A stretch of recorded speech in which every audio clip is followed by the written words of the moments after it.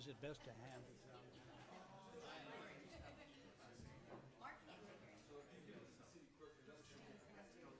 Thank you.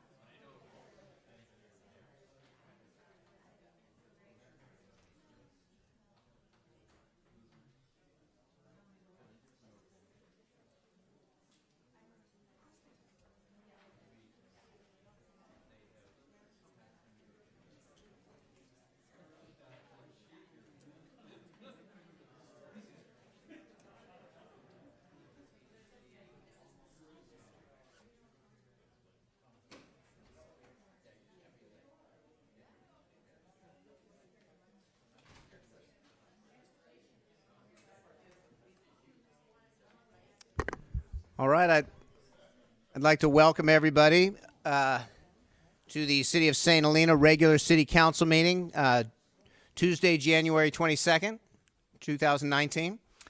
We're going to start off with the Pledge of Allegiance. Councilmember Knudsen, would you lead us in the pledge? I pledge allegiance to the flag of the United States of America and to the republic for which it stands, one nation, under God, indivisible, with liberty and justice for all. Okay, now we have the roll call, please. Mayor Ellsworth, Here. Vice Mayor Doring, Here. Councilmember Knudsen, Here. Chateau, Here. Coberstein. Here. We're going to do public forum now, and this is an opportunity for members of the public who are entitled to speak on matters of municipal concern not on the agenda. Each person's comments shall be limited to 4 minutes, please. Each person is entitled to speak on any non-agendized item only once at any meeting. Brief questions by council members for clarifications may be posed and answered, and council members may make requests that items be placed on future agendas. But in accordance with state law, no substantive discussion or action may take place unless and until the matter properly appears on the agenda. Is there any public comment at this point? Please step up to the mic, and if you want to line up too, we can do that as well. Thank you. Good evening. I'm Pat Friday. I'm a resident of St. Helena. And thank you for your time to hear about our project. This is a project we're calling RV to Paradise. It's a grassroots group of St. Helena citizens who are raising money to purchase and send an RV to a family who has lost their home in the fire. This item is actually agendized. Yeah, sorry. This is on the agenda, so this will come up. Oh, okay. Yes, that's Sorry. okay. Is there any other public comment? Good evening, Mayor Ellsworth and council members from the city. Mike Hackett, I'm from Angwin. For full disclosure, I'm the chair of Saverhill Angwin and one of the authors of Measure C, so you know where I'm coming from tonight. I'm here tonight, I think, as a public service to the city of St. Helena, because much of what is pertaining to you these days also pertains to the county. Most of my awareness level is devoted to what's going on in the county. Obviously, the water issue is what I'm here to talk about a little bit. Post Measure C, the issue didn't go away. It's quite evident that the voters in Napa County are very interested in watershed protections, enhanced watershed protections. I believe that this is very substantive for you because of Bell Canyon and your dependence upon the water that goes into your reservoir, above which there's several developments that are ongoing right now, so you should be concerned. The growers, vendors of responsible ag, of whom I'm here to speak this, represent this evening, were much of the support for Measure C, and they haven't gone away. They're more interested in getting something accomplished for enhanced watershed protections in Napa County. And therefore, we kept pushing away, and it appeared that Mike Thompson felt the same way. He pulled together some private meetings with industry reps, a couple of mayors. Your former mayor was there, and a couple of Board of Supervisor members, one of which is here tonight. Good evening, Diane. Happen to see you come in. I got to get right to it, though, because what I'm here to do is to deliver these 9 points and explain them to you. I'll go as far as I can before I run out of time. But this is the compromise position that we input to Thompson's committee in the last meeting. And so I begin, if you all have a copy, I believe, just so you understand what I'm even talking about here. Number 1, 8540, currently in the sensitive domestic watershed areas, in other words, the drainage to your reservoir, there's a 60-40 rule in the Conregs now, meaning you must maintain 60% of the canopy cover of trees, oak woodlands, 40% retained of scrubland and grassland. We intend to, this 8540 is a compromise position. We really want 100%. We don't want to see any more trees come down for development. However, it may not be realistic politically, but this is our compromise position. We really feel like 90-40 is the proper number. 3-to-1 mitigation is, right now, we are required to, if you take out 2 acres of forest, you need to mitigate 2-to-1, so you'd have to mitigate through preservation or keeping planting twice that amount. We've moved that up to 3-to-1. There doesn't seem to have been much pushback on that issue. Then where do you mitigate? Do you mitigate on site on the property, or can you mitigate somewhere else? Right now it's on site, and we would like to keep it that way.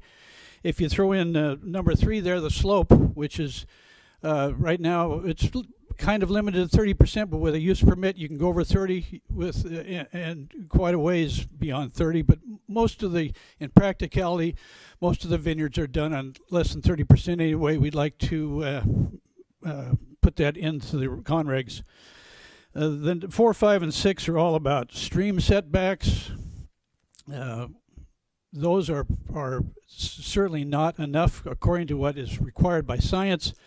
But it's a step in the right direction. In all reality, a Class 1 stream like the Napa River that's already planted out anyway. I'll go one more minute. And Class 2 stream, 75 feet is very reasonable. They're pretty much planted out according to the county. And Class 3 streams we haven't identified in Napa County, and so Hackett, we need to do that. I want to make a suggestion. Yeah. This is an item I'd like to see agendized in the city for a city discussion. And so I think the details like this, Yep, we can get into and be more successful if we agendize the discussion, if that's okay with you, just because I think we're going to run out of time.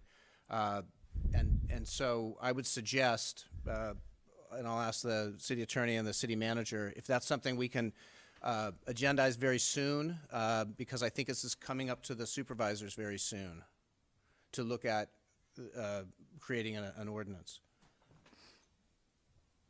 And per the city council protocols, we'll be looking for a second council member. I'll agree with that. Okay, thank you. That way, I think we can get these details fleshed out in a public forum where there'll be more time to focus on them. Perfect. Okay. I just wanted to raise the awareness level here. Thank you very much. Okay. It has to be something done by the 29th. By the 29th. Because Okay. that's when it's agendized with the county. Okay. Thank you. Thank you. January 29th? We can't. We'll figure something out. Good evening. I'm Elaine DeMann. Wow, what a beautiful day we had today. And on a day like today, after a few days of glorious rain, when the sky is blue and the hillsides are turning green and the mustard is starting to bloom, It's hard to imagine here in St. Helena that the climate is in crisis, and yet all of the science points to that fact. Because of our continuing dependence on fossil fuels, a population spiraling out of control, the insatiable greed of some people, yes, even people within our greater community who don't think their enormous piece of the pie is quite big enough, and a reluctance to act because it's going to mean some sacrifices, we've reached a place where we have run out of time. This needs to inform every decision we make starting now. So living here in St. Helena, many tend to think only within a very limited sphere of influence defined by our city limits, but we can no longer afford that luxury. What happens outside our borders and in neighboring towns impacts us. Just look at traffic, and the 2 major resort developments in Calistoga haven't even come online yet. But what I really hope the City Council will pay attention to now is what is happening in the hillsides around us, particularly the rampant deforestation, because that impacts everything in our town as well, from the air we breathe to the water we drink. And a really good place to start focusing that attention is on the massive watershed that feeds Bell Canyon Reservoir, an important source of our drinking water. Right now, there are 3 projects within the watershed under review by the county that will have an impact on the quantity and quality of the water we drink. Frostfire Vineyards, which would remove 10 acres of forest in the Bell Canyon watershed and an additional 3.1 acres of existing vegetation. The timber harvest plan for Frostfire Vineyards was approved by CAL FIRE, but is currently being challenged in the courts by the Center for Biological Diversity. They are challenging that approval for all of us, so I hope that the city will support those efforts any way it can. Viator Vineyards plans to convert an additional 11.7 acres of chaparral, pine, and oak forest woodland and grassland to an additional 9.68 planted acres. This one should be of huge concern to St. Helena due to its proximity to the Bell Canyon Reservoir, steep grade, and previous history of poor vineyard management with disastrous consequences for Bell Canyon Reservoir. And Heiser West Lane Vineyard, which would include timber harvest and vegetation removal to accommodate earth moving and grading activities, ripping, tilling, and rock removal over 5.7 acres of a 20.55 acre property to create 4.4 acres of additional vineyard. This particular project triggered an environmental impact report, which is at the county now awaiting approval. I've been studying that EIR, and I find it to be woefully lacking in terms of looking at the bigger picture regarding cumulative effects, habitat destruction, and attention to climate change. It does list a number of potential significant impacts to air quality, biological resources, cultural and paleontological resources, and hazardous materials. And quite a few mitigation measures have been suggested within the EIR, which are supposed to make those impacts less than significant. However, I went up to Howell Mountain last week between storms, and I can tell you from what I saw that the mitigation measures in place for other projects approved by the county are not working, either because they were doomed to fail from the beginning, they weren't being followed, or because the county lacks the will or resources to enforce them. What that means is that sediment and vineyard runoff, which includes glyphosate, a known carcinogen banned in many places, is running down countless tiny streams and rivulets right into our water supply. I got 2 more paragraphs. So we, meaning the staff and City Council of St. Helena, need to be paying attention. What happens up in those hills, particularly in the watershed of Bell Canyon Reservoir, affects us. We need better protections. We need to demand better protections. We can't keep kicking this can down the road or assume other entities are looking out for us. We need to act now. A great place to start is to voice your concerns over the Heiser West Lane Vineyard project to the county. They need to hear from the city, and they need to hear from individual citizens. The comment period ends February 4th. I'm happy to help anyone who needs to know how to work the county's website to find the necessary information. Thank you. Thank you. Thank you. Is there any more public comment? Okay, we're going to move on to reports by staff and City Council, future agenda items, and AB 1234 reports. Are there any reports from the Public Works? I'd just like to report that Bill Canyon reached 100% capacity and was spilling over last Thursday morning. And hopefully if we get continued rain, we're going to be okay this year. Very good. From the planning department. Nothing this evening. From, is there somebody from the library here?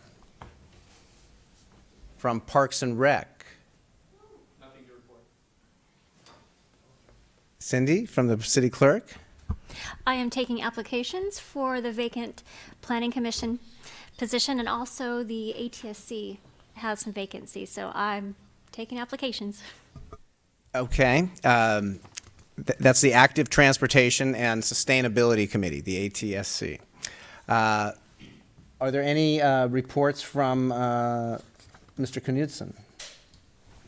No. Ms. Chateau? I just wanted to note that we went to the League of Cities, New Mayors and Council People's conference last week. It was Wednesday through Friday. The city sent us. It was very informative. There were workshops all day long. We started at 7:30 and got back to the room at 9. It was very worthwhile and a great experience. Thank you. Ms. Koberstein?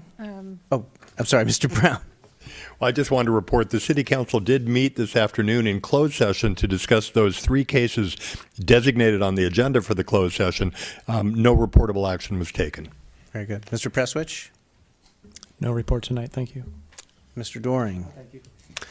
So I have just 2 things. I just wanted to say that I, as well, went to the League of Cities conference in Sacramento, and I think it's a wonderful experience. I think it's important for us here in local government to meet and see how we interact with the state and other cities around the state. So that was very worthwhile. The second thing relates to 2 of the things that were brought up at the public forum here regarding watershed and water source protection.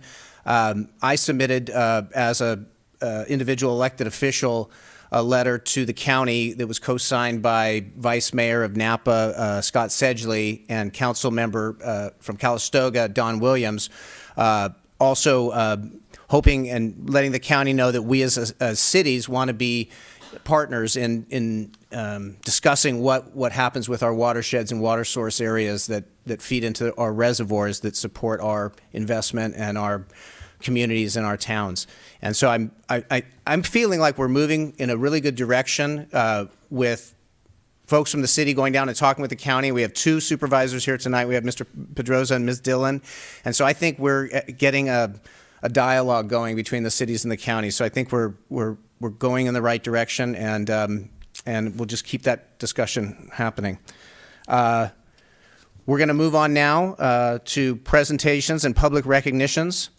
The first thing we're going to do is we have some certificates of appreciation for the Jingle All the Way community skating event that we recently had, and this was planned. Mariana Schmidt had an idea, and we worked on this, and we didn't know what was going to happen and where it was going to go, and it was fantastic. And we had people from all over the community, outside the community, coming and joining us.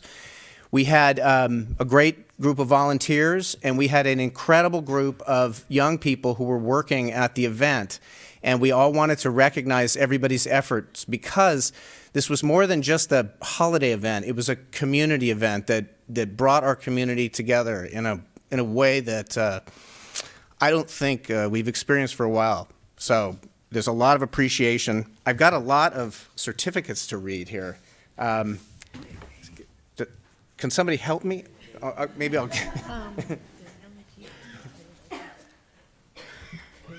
Would it be?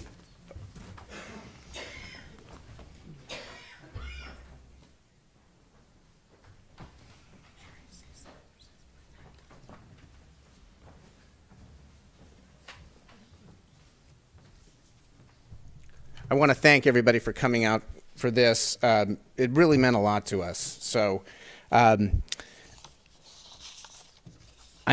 this is in no particular order because there's no real order, but I'll read them, and please come up.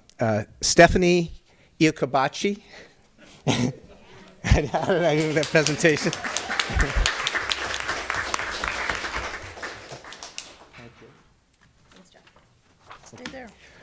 Rebecca Weeman. Is Rebecca here? She's sick.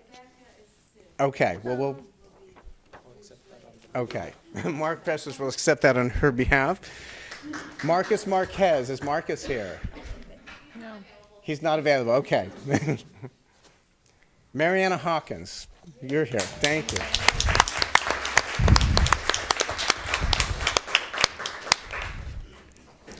Mary Koberstein.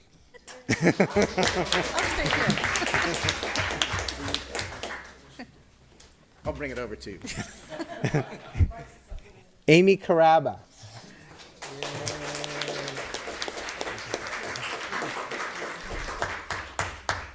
Andre Peachley.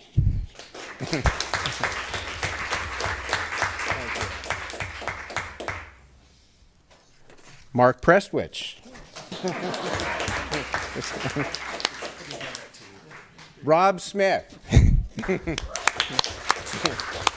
Rob did a wonderful job with the design, the lighting. Joaquin Razzo.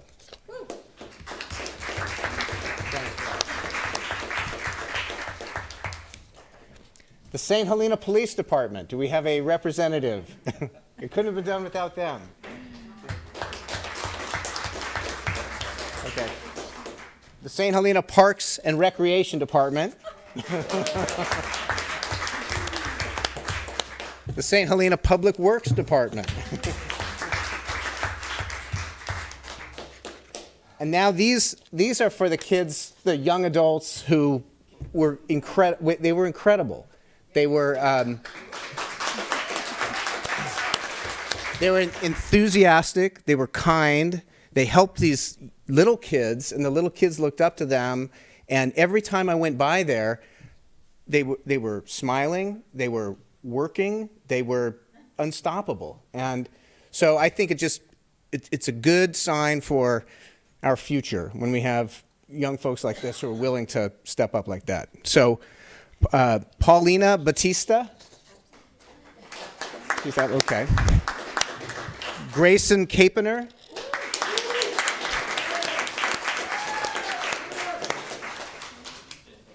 Elliot Dunham.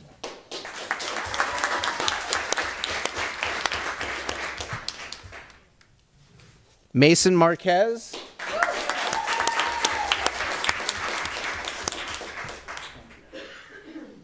Avery Roberts. Okay, well, Christina Isdahl. Absent. Okay. Jenna Schlatter.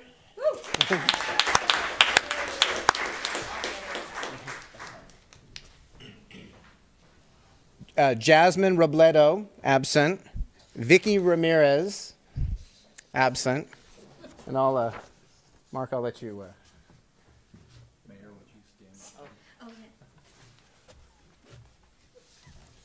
And the final person is Jeff Ellsworth.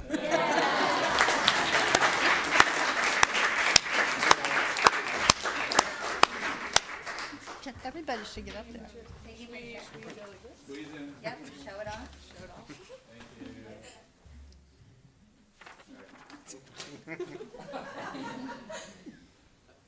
Thank you, everybody.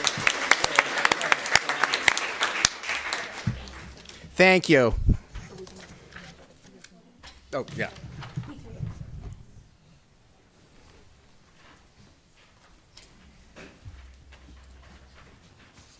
Are we allowed to say anything? Yeah, yes. Okay. So, Ms. Koberstein has some comments she'd also like to make on this. I just wanted to talk a little bit about how this project came together. This was sort of a dream of Mariana's to have an ice skating rink in St. Helena, and she started thinking about it maybe 15, 16 months ago. And then Amy came to work, and she had a dream to do something in Lyman Park for the holiday season. And the group started meeting and planning, and you know, it was just a very organic thing that came together, and it was a good piece of cooperation between private citizens who wanted to do something, the city that tried to support it in many ways, and the Chamber of Commerce. And I thank you all. It was really good. Thank you. Thank you.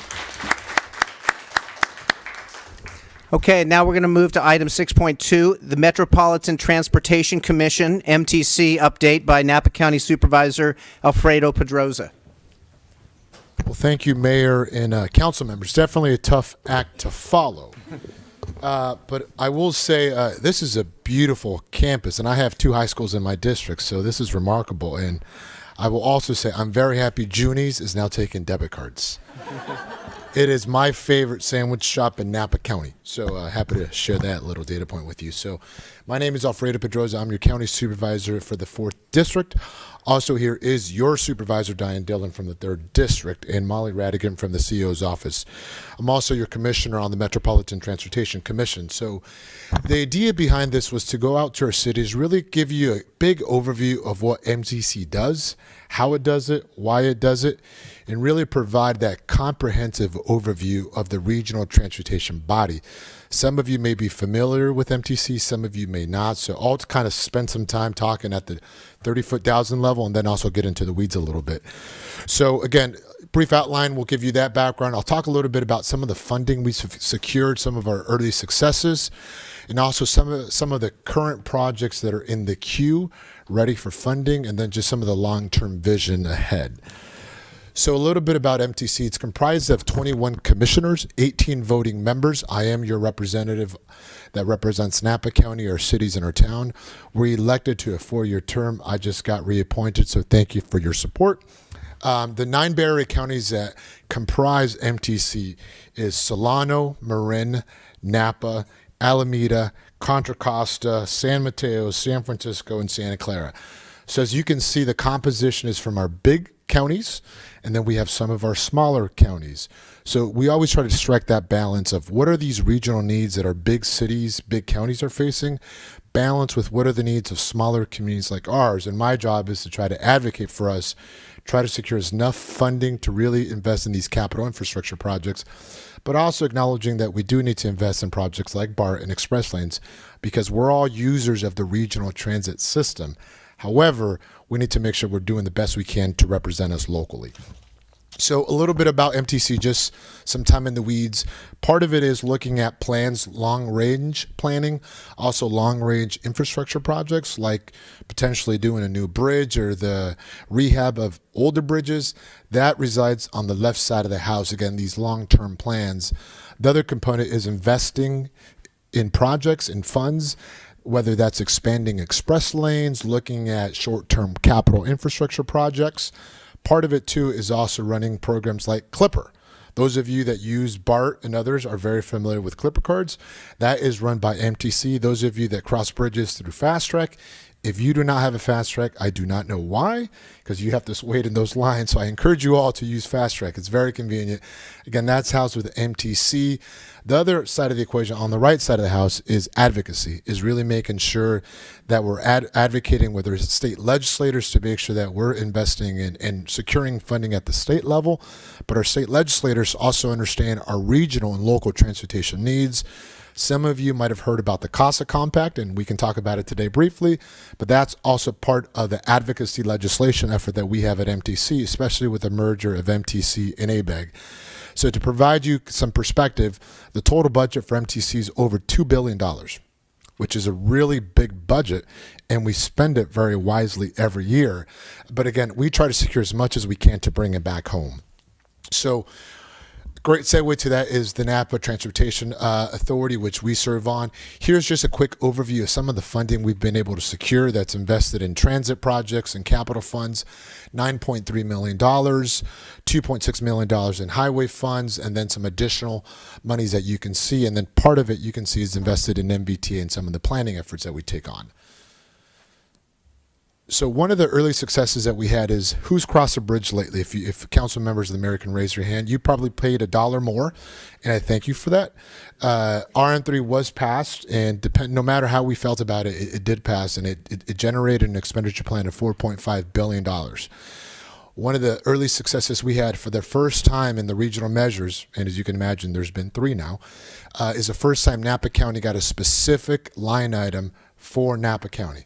We secured $20 million for the Sausco Junction project, which I'll show you in the slides for a second. That was a pretty big accomplishment for Napa County, that we're able to work with our other commissioners, our state legislator, so that way they could understand the importance of investing in Napa and really returning some of these revenue sources back to Napa. So that was a huge success. Part of it is being able to compete for $100 million on State Route 37. If you all can remember, just a trip down memory lane, the winter of 2017 when State Route 37 was closed, because whether it's climate change realities or it's just a big storm, it flooded and it closed down. And you saw the diversion effect on 221 and Highway 29. But also our city partners like Nevada were severely impacted. So part of this regional measure is making sure there's funds to address the issues that we're facing on State Route 37. And then also is $250 million in competitive funds that we're going to be able to compete with to address other transportation infrastructure projects on the Highway 29, many that you all see here as well. So again, this is part of that funding pots that we're going to be able to access as your representative. Again, try to get as much money as we can to bring it back home. So this is one of our signature projects, and you know, I say signature in the sense because it's going to deliver the most benefit for the reduction of traffic and congestion management that we see. So if you can see here, this is going to be a flyover. So it's going to be, right now there's a stoplight there. You're going to see roundabouts underneath and free flow on top. That's going to be huge in terms of seeing all the queuing effect. And I'm not a traffic engineer. I'm a banker by trade, but I understand flow. And every time you create disruption is what causes traffic and congestion. So this is going to be a huge improvement. Total project cost is $35 million, but as you remember, part of RM3, we're able to secure $20 million for this project. This is currently in the environmental phase. MBTA is a project lead. Had we not secured $20 million, we would have to look for other funding sources and potentially delay the delivery of this project. So again, huge benefit for Napa County, coupled with the next slide, which is Highway 29 in Carneros. So you got to squint here a little bit. Sorry for that. But if you see the farthest right lane, that's going to be free flow. So that's not going to be stopping to light. And the reason we can do that is because we're going to expand the mouth of 29 to 3 lanes. So if you're coming from Sonoma to Napa Valley, of course, not the other way around. But if you're coming from Sonoma, you're going to be able to get into those lanes. The right lane is going to be free flow. So if you couple this with the Sausco Junction, now you have a free flow all the way to Trower. So again, that is significantly valuable, whether it's us, whether it's our workforce commuting into Napa, or whether it's our visitors. They're going to see a significant improvement. This is a $3 million project cost. Next slide. So the reason Vinetro's on here is because we did secure some funding at MBTA for the construction of it as well. We can debate Vinetro if we want, but it's just there for the purposes of the money that we secured from MTC. So on the next slide. So in American Canyon, those of you that have driven by American Canyon understand there's some operational challenges we face. Some of the things that we've looked at is improving that. It's also investing in alternative modes of transportation, pedestrian walkways, bike-friendly lanes as well. So that's part of the improvements and investment we're trying to make with our City of American Canyon partners, knowing that it's one of their biggest priorities as well locally. Napa Forward. This is one of the priorities I've had is, I think Mary mentioned private-public partnerships. We're able to work with our core industries. We got together leaders from the hospitality industry and the wine industry, and we secured $1 million in seed money from MTC. First time they've ever done that. The premise behind this is we need to use technology. So right now, Chariot went out of business, as many of you might have seen. So ignore that column, but Loom is really the valuable one. What Loom is proposing to do is we have a lot of large employers. So for example, Trinchero Wine Estates, CIA, the Meritage Resort, all these employers on these corridors, they all have employees that come into work. The challenge is we don't know how they come into work, what time they come into work. And one company alone doesn't have the critical mass to really create a cluster. So what Loom is proposing to do is work with our employers, really track employees. HR needs to approve this, of course, and the employees need to approve this as well. But look at the trends. And what Loom thinks they can do is identify enough of a critical mass where they can provide different transportation solutions. The first step is getting the data. So, for example, let's say, and I'm just making some assumptions here, Trinchero Wine Estates has 20 employees that live in American Canyon that go to work at 8 and leave at 5. CIA has another 20 employees. Meritage has another 40 employees, and they all live in American Canyon. We're going to aggregate that data, and now we're going to know that we have a critical mass, and I'm just going to use round numbers, of 100 employees that live in American Canyon. Right now, they're probably all getting in their individual cars and coming to work. Well, once we know that data and we can aggregate, we can provide them different transportation alternatives, whether it's public transit, doing on-demand shuttle services, the mayor knows about those programs, or whether it's looking at private services like Chariot. It's really understanding how our workforce moves and how convenient it is. Another tool that will be able to come out of this is, say they have a shift at 8:30 and then 9:30 and then 10. Well, maybe if they create aggregate shifts, right, or consolidate the shift, it creates more of a critical mass. So again, Loom is just a data analytics company that's going to provide us some really valuable data to understand how our employees get into and from work. They've done this in Seattle with Amazon. That was a catalyst for them. They had one large employer, so they typically work with one large employer. For us, they're willing to work with multiple employers. So again, we're going to learn, and we may fail, and it's okay, but we're going to try something different, and we do feel that we could move the needle on this. So I'm really excited about that. MTC was a great partner. My other commissioners were very supportive of us receiving $1 million for this pilot program. So again, it's part of what we can try to do to secure more money for our region. CASA, which is something that I did support. I'll be candid, and it's been something that's been talked about quite a bit. I do acknowledge that there were some missteps in terms of how this happened. It was done with very little participation and inclusion of our League of City Partners and also the County Association of Governments. The reason this is important, and the elements are here, is I fully understand as a former city council member the concern of losing local control. But I think we also agree that housing is one of the biggest issues we face. It keeps showing up in all our surveys. So what the compact is trying to do, which is a composition of private and public individuals, cities and counties, really looking at how can we unleash some of the barriers and hindrances to housing being built. I do have some concerns about some of these elements. For example, element 9, which is trying to do a regional tax. I'm very concerned and sensitive to that because local jurisdictions need to preserve that opportunity to pass local sales tax measures for whatever needs they may feel are appropriate. I understand that some of the streamlining initiatives may have some concern about streamlining and bypassing local control. I share those concerns too. But it is a step forward to advancing the housing platform that we've heard our governor talk about. And my objective as your commissioner is to make sure that we're at the table, crafting policy that works for cities and counties.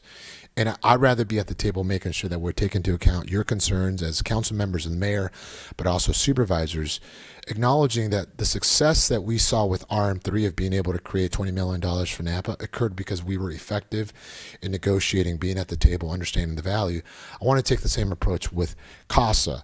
Again, understanding that it needs more vetting to occur, but we also need to protect transportation dollars. I'm not sure how many of you heard the statement by Governor Newsom, who said we're going to hold off on transportation dollars for jurisdictions that don't produce their housing numbers. That's a huge concern, especially for communities like ours where we rely significantly on those transportation funding streams. So part of what we've been saying to our state legislators is, leave our transportation revenues alone.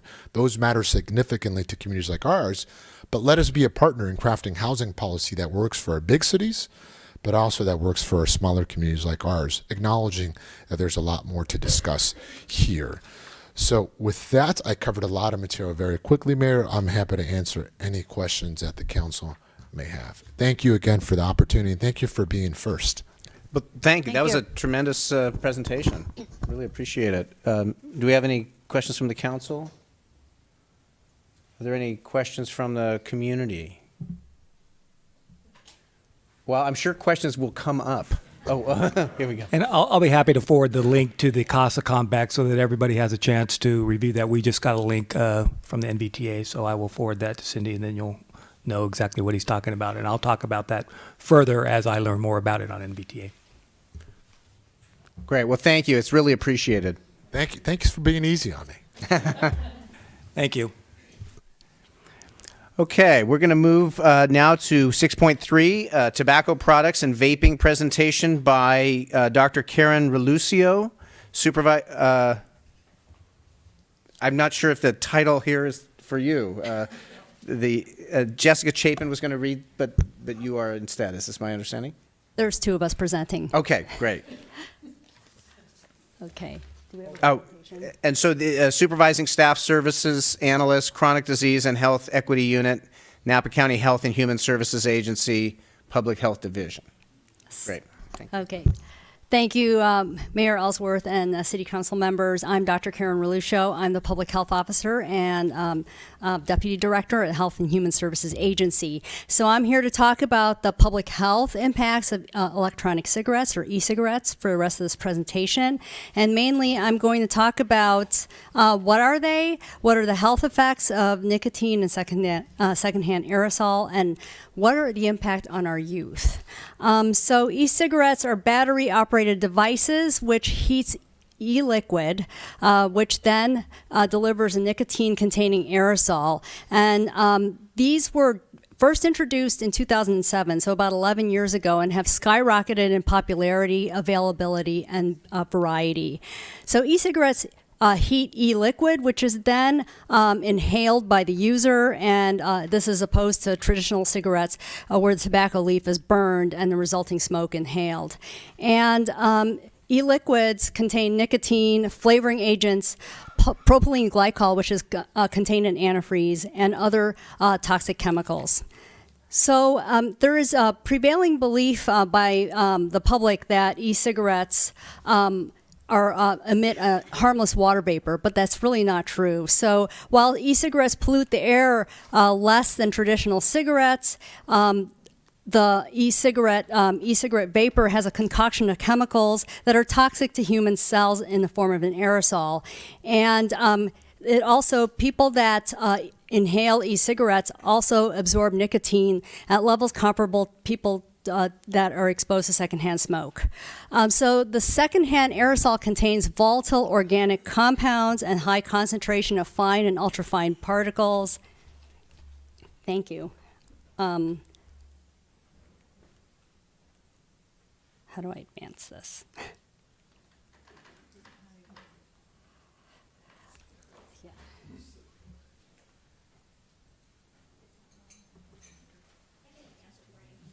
Okay, advance 3 slides. Okay, so as you can see here, e-cigarette aerosols is not just harmless water vapor. It has at least 10 chemicals in California's Prop 65 list, which includes volatile organic compounds and heavy metals that are known to cause cancer, birth defects, or other reproductive harm. And so also when someone vapes an e-cigarette, the ultrafine particles from the aerosol travels deep into the lungs where they get trapped and they lead to tissue inflammation. Next slide. So we know the health effects of nicotine. So the primary psychoactive ingredient in e-liquid is nicotine. It is a highly addictive neurotoxin, and it's as addictive as heroin and cocaine. And it stimulates pleasure and reward pathways in the brain, which then has adverse effects on cardiovascular, nervous, and reproductive systems. And how this does it is that nicotine constricts blood vessels, which raises the pulse and blood pressure, increases the risk of heart attacks. So nicotine is a known risk factor for a future heart attack. Additionally, it impedes brain development in adolescence and predisposes future tobacco use by changing chemicals in the brain, and also contributes to low birth weight and preterm delivery and stillbirth, mainly by constricting the blood vessels in the uterus. Next. So e-cigarette flavors are widely available in fruit and candy flavors. And how many of you have heard of unicorn poop? All right, that's an e-cigarette flavor. So do you think that is really marketed towards adults? I don't think so. So the flavors that are produced in e-cigarettes they help mask the naturally harsh taste of tobacco, which then makes these flavored products more appealing to youth and easier to initiate and sustain tobacco use. And the FDA and the Surgeon General has warned that flavored tobacco products help new users established habits that lead to lifelong tobacco addiction. So over 80% of youth who have ever used tobacco started with a flavored product. Next slide. So let's talk about marketing. So e-cigarettes are advertised in multimedia, and it's also represented by cartoon characters and celebrity endorsements, as well as sponsorship of youth-oriented concerts, sporting events, and parties. The Super Bowl actually has advertised e-cigarettes, which has 110 million viewers. And so while e-cigarette marketing has no restraints on it, there have been restrictions placed on traditional tobacco products. So unfortunately, e-cigarettes and tobacco products are not treated the same when it comes to advertisements. Next slide. So there's also claims that have been put by the industry that e-cigarettes lead to cessation. However, there's no scientific claims that e-cigarettes help smokers successfully quit or reduce tobacco use. And in fact, it leads to dual use, meaning they use both traditional tobacco products and e-cigarettes. And 89% of e-cigarette users are still using e-cigarettes 1 year later, and a 2018 National Academy of Medicine report found that there is some evidence that e-cigarette use increases the frequency and amount of cigarette smoking in the future. So this is not a smoking cessation tool, it actually promotes tobacco use. Next slide. So if we look at what's going on in the Up Valley, and the 2017 California Healthy Kids Survey, nearly a quarter of 11th graders reported using e-cigarettes in the past 30 days. And this is up from 7% when the cohort was in 9th grade. And statewide, 14% of 11th graders report 30-day use. And at the same time, youth use is rising. Perceived harm from use is decreasing. So 58% of St. Helena 11th grade students reported that they would say electronic cigarettes are much less harmful than traditional cigarettes. And this is a misnomer. So I think that, e-cigarettes are a threat to our children's health. We are already seeing a decrease in life expectancy overall, and we have a lot more going for our kids that are going to make them less healthy and have shorter life expectancies, and e-cigarettes is one of them. I will hand this over to Jessica Chapin, who will talk about tobacco-free Napa. Thank you. Thank you. Next slide. So I'm here representing the Coalition for a Tobacco-Free Napa, and we are a coalition of diverse community members, public health partners, and other community-based organizations who really want to reduce exposure to secondhand smoke and primarily prevent youth initiation, which, as you just saw from the data for St. Helena, is really on the uptick. I read today that there are 2 national studies that show between 2017 and 2018, there's the largest single year increase in use that they've seen in 40 years with tobacco products. Next slide, please. So what can be done? Public health officials and community have known for a long time that you don't change population health or the health outcomes in your community by solely treating individual behaviors. What we need to be doing is looking at the policy, systems, and environment that create the conditions in which people make choices about their health. We want the healthy choice to be the easy choice in our community. And we cannot wait for the state and the federal government to regulate these products. We have to do what makes sense for our local communities faster and now. Next slide. I'm not sure if anyone can read this slide. I want to start by commending St. Helena for last year updating your municipal code to include e-cigarettes in your definition of smoking devices and smoking.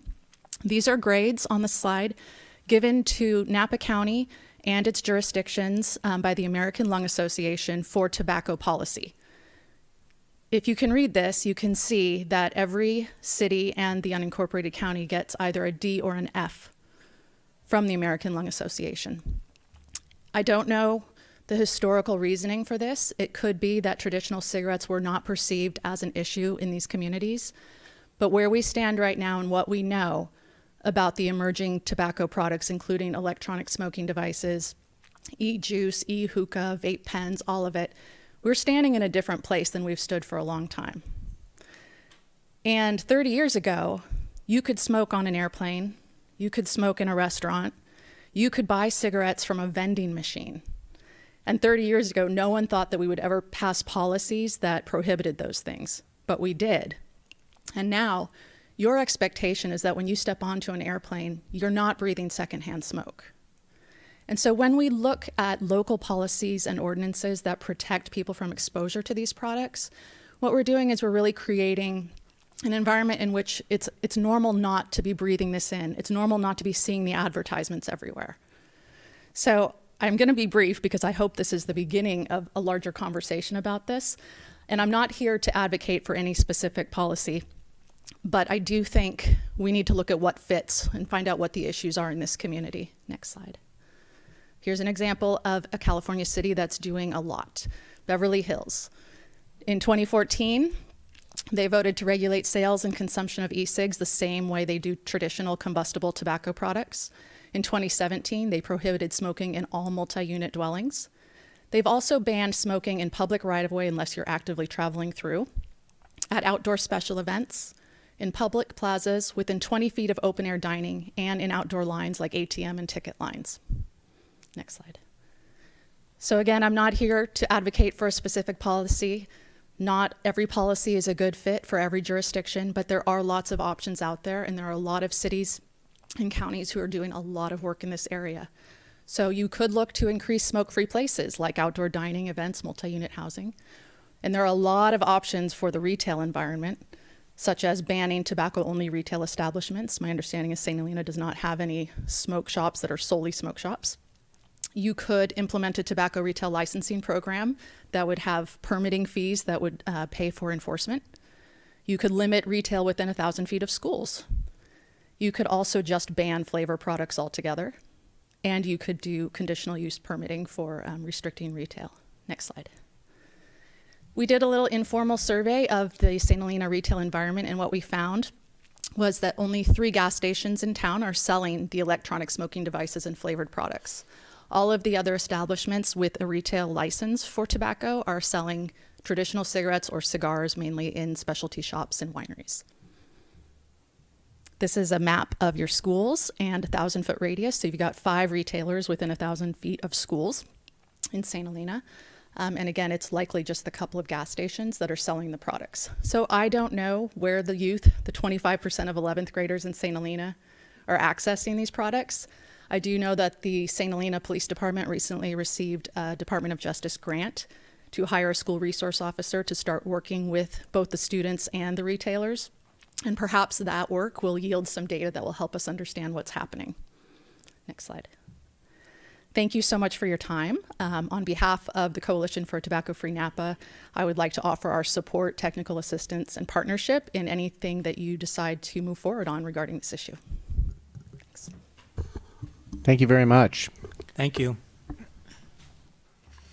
Hello, I'm Regina Penna. I'm with Up Valley Family Center, also with the Partnership for Youth, and I'm a part of Tobacco Free Napa. I just wanted to invite you, if anyone is interested, tomorrow evening at the high school and the Performing Arts Center. There will be an educational session on vaping, much more in depth than what we were able to present, Thursday, thank you. Thursday at the St. Helena Performing Arts Center. There'll be one session in Spanish and another in English. To talk more about vaping and marijuana in depth. So if anyone is interested, please come. It'll be from 6 until 8 p.m. Great. Thank you very much. Thank you for the presentation. I hope that, as you say, this is just the beginning of a longer conversation. I think you showing us other cities that perhaps get better grades can help guide us in the right direction. So are there any other comments?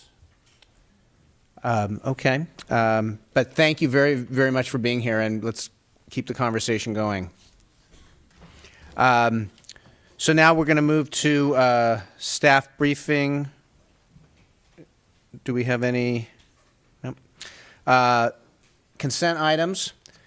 If anybody wants to pull a consent item, I'm just going to read the numbers. We're going to start at 8.1 and 8.2. Seeing nothing, I'll ask if somebody would like to move to... Before there's a motion, I would like to announce that I have a conflict of interest on 8.2 because I've done real estate work unrelated to this application for the applicant W and W4Cs. I understand that I I can remain on the dais, but I would like to let the record reflect that I am abstaining on that 8.2. Thank you. Okay. Is there a motion to approve these consent items? If I could just clarify. Yes. Vice Mayor Doring, I think the record should properly reflect that he's recusing himself from that matter and not abstaining, from that matter. Okay. Very good. So is there a motion to pass the consent items? So moved. A second? I'll second. Roll call, please. Councilmember Koperstein? Yes. Shuto? Yes. Knudsen? Yes. Vice Mayor Doring? Yes. Mayor Ellsworth? Yes. Public hearings, we have none. New business. Thank you for patiently waiting. 10.1 is consideration of a resolution supporting a community fundraising effort to purchase and deliver one or more recreational vehicles to assist with temporary shelter for Butte County families in need. This is Mark Prestwich. Thank you, Mayor. So this is really an opportunity tonight to amplify some private community efforts to fundraise on behalf of victims of the Camp Wildfire in the Paradise area in Butte County. And this is, today I understand we have Pat Dell, who's going to update the community on local efforts to date. Thank you.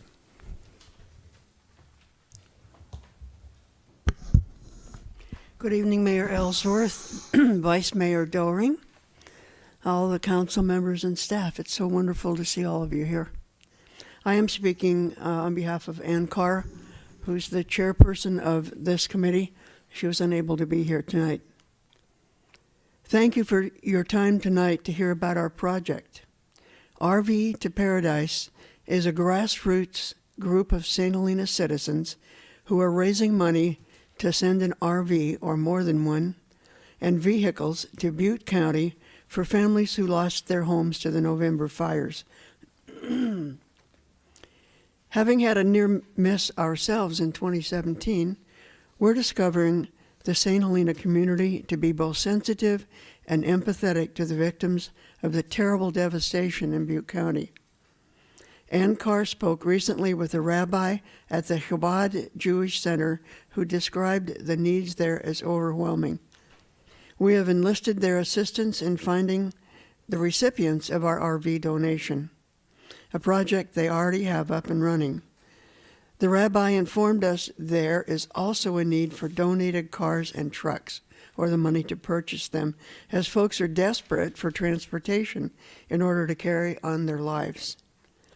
We feel very fortunate to have partnered with our local Federated Women's Group in order to collect donations under their 501c3. This group, and I might enlarge on that a bit, the large district that we belong to called the Mount Diablo District has already donated more than 2 48-foot truckloads of items to campfire victims and feels our project dovetails with their mission of assistance. Potential donors will be directed to their website for PayPal donations. Other local service clubs have been invited to partner on the project, and some have invited us to speak about it at their upcoming meetings. A press release will be sent to local papers to expand the publicity. Mark Prestwich has offered the city newsletter and an email blast on the city website as a conduit for information. We're also putting together a visual presentation to run at the Cameo, and one of our members is contacting local businesses. Amy at the Chamber of Commerce has come on board and will post a flyer in their newsletter. We're also working with St. Helena High School, hoping to engage students' help and creativity. We envision this to be an outreach to Butte County victims from our entire St. Helena community and hope we can inspire other communities to follow suit. The drive to raise money for RVs, cars, and trucks will begin on February 14th, no coincidence, and end on March 15th. Our goal is to raise $30,000 plus vehicle donations. Our group is extremely grateful to the city for your support. Thank you for your resolution and for being behind us. Thank you. Thank you. Thank you. I spoke briefly with the mayor of Paradise, and she was very appreciative of the call and this effort. Pat Friday, did you have something? No, I was out of order. I was going to do the same thing. Okay, okay. Is there any public comment? Or if you have any questions. Okay. And so this will be the public relations effort of this is going to be coming forward here very soon. Okay, great. So we'll be looking forward to that. Okay, thank you. We're going to move on now to 10.2, City Council direction regarding request for a leak adjustment for Pizzeria Trevina and City Council direction to revise leak adjustment policy P-F1-005. Thank you, Mayor. And this is Mr. Prestridge. Thank you. I think a little over a month ago, I received a telephone call from Nash Cognetti, who's the owner of Pizzeria Trevina, and he explained to me that he had experienced a water leak, which had a compound effect really on his bills, both water and sewer, in September and October. So as you know, we read meters monthly. And when we read these meters, we read them by driving by the meters. So they're not something that just shows up on a computer screen via the signal.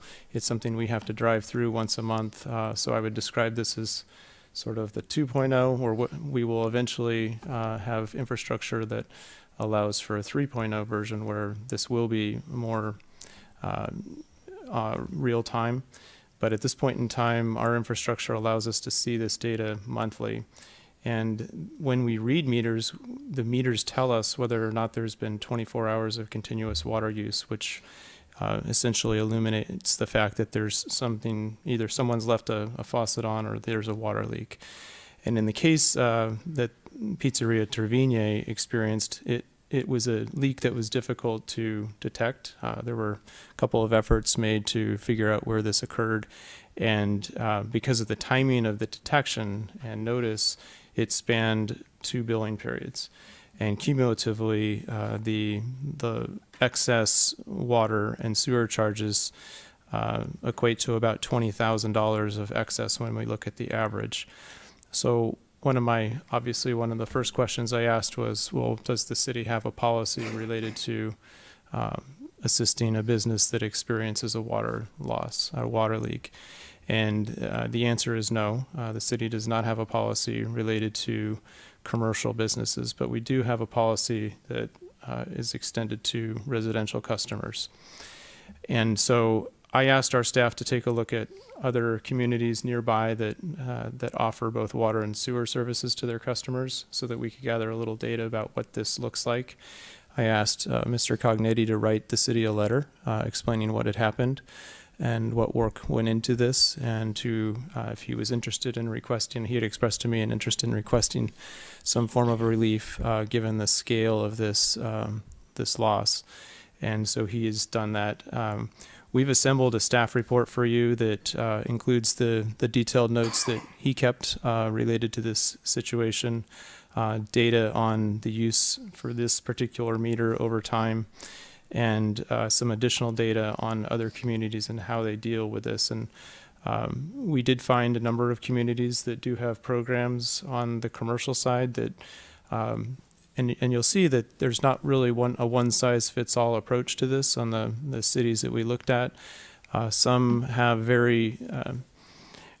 some have policies that only allow for this over a 2-year period.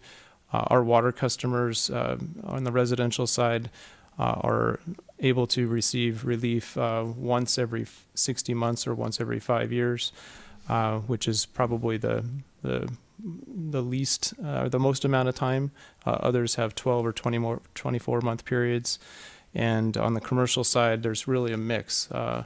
and different cities approach this differently. So we really have two questions for you tonight, and I also want to invite Nash to provide a little additional detail about the detection and how they were able to secure the leak. But in short, the questions that we're seeking direction on tonight are issues related to the request that he'll talk to you about shortly, and then also your interest in whether or not we should be taking a look at some form of leak adjustment policy on the commercial side. So I'll pause there and invite Nash to offer a few comments. Thank you, Mark. Thank you, Mr. Mayor. Thank you, City Council.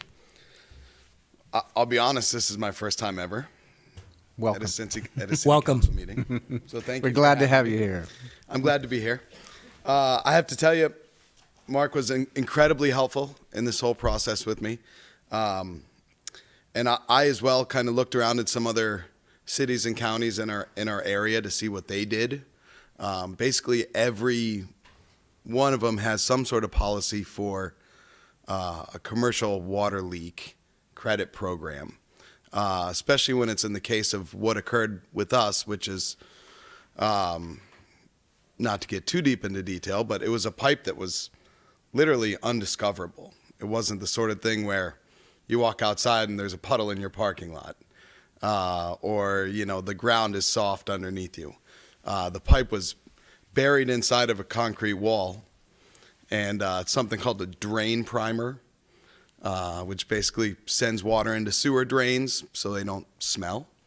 When those things fail, water starts to dump directly down the drain, clean water, directly down the drain, and so it was completely undiscoverable to us until we got our bill. And so if you look at my water timeline, we got the letter from the city of St. Helena that said, your water's been running continuously for a 24-hour period. And I said, oh no, we must have a leak. And then the next day we got the bill. And I said, oh yeah, we definitely have a leak. The problem was, we received that bill, after the leak had occurred. It had already been going for 3 weeks, and we received that bill almost 10 days into the next billing cycle as well. So not only was I made aware of the leak, 3 weeks after it started, I was made aware of the leak into the next billing cycle as well. So we were incredibly diligent on the repair of this. It took a lot to find out where this pipe was. We had to install isolation valves in the ceiling, kind of chip away at it. It was a major process of crawling into crawlways up above hotel rooms and that sort of thing. We finally got it. It took us about a week to get it, and it cost us about $3,000 in leak detection and plumbing bills. But thankfully we stopped the leak. I will tell you too that, for me as a restaurateur, locally here in this community, this restaurant's been here for 25 years. We've seen a couple of long-term restaurants close. My old restaurant, Trevigne, closed about 3 years ago. We saw Cindy's and Terra close this year. Long-term restaurants here in town. And it's challenging to operate this business, and it's my business. I've chosen it. But I will say that,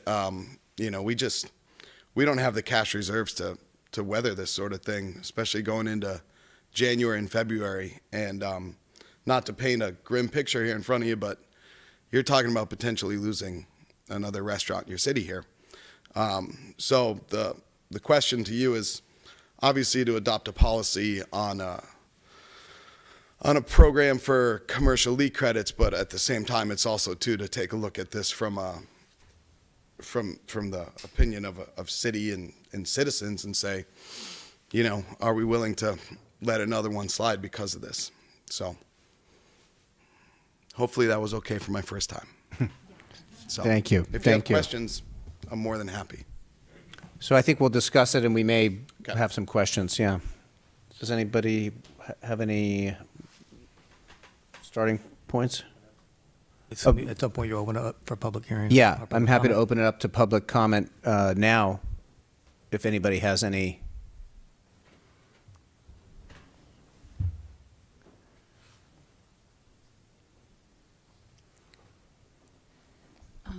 I'm Bobby Monad, and speaking as a resident, and I wasn't planning to, but I was really impressed with what you said. It's a very, kind of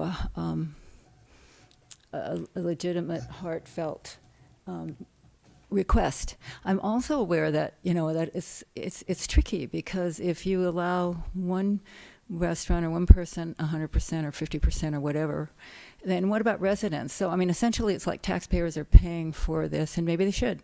I don't know, but it seems that the same opportunity. It should be fair. The same opportunity should be there for residents as for businesses, and so I just think you've got a difficult task in this. Also, I suppose you could grant a one-time before the ordinance has been changed. I don't know usually you have to go forward from where you make the changes, but I don't know that part. But I just think it's tricky. It's unless it's fair for residents, the same for residents as for businesses, because residents have been picking up the tab for businesses at least that's the perception of some residents. For a long time, and the water rates have been a big deal in town. So I don't envy your discussion and decision on this, but I just wanted to say I think it's going to set a precedent. Okay. Thank you. Thank you. Oh, I'm sorry.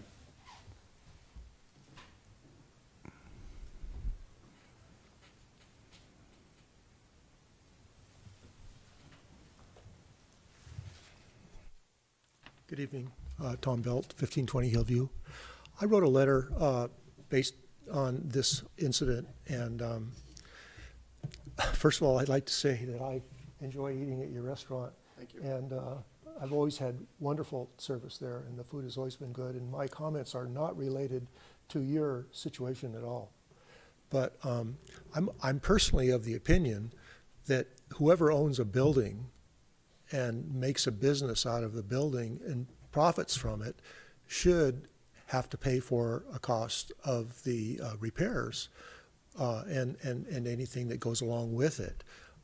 I know I mentioned in my letter that I do own one small house in St. Helena that I rent, and I've rented it out for over 20 years. And if something goes wrong with that house, the infrastructure of that house, I'm going to have to pay for it. I don't expect my tenant to have to pay for something that goes wrong with my plumbing or electrical or anything else. And I mean, this is I do not like coming up tonight and trying to be negative about this, but I just really feel that as Bobby said, it is a precedent. It's a precedent that you're setting, and I think that there's a difference between residences and commercial businesses. There's a profit related to businesses, and they're making money. Argument could be made that, yes, residents make money on the value of their property going up, but there's no tax deductions or anything else related to residents as compared to businesses. So I would just caution you to be very careful about this and the precedent that it sets. And I don't know, I guess that's it for tonight. But again, I've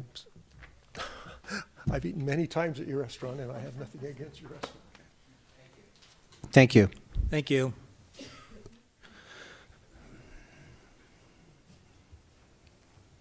Hi, my name is Cynthia Ariosta. I used to own a business, a restaurant in Ukiah, which I sold about a year ago.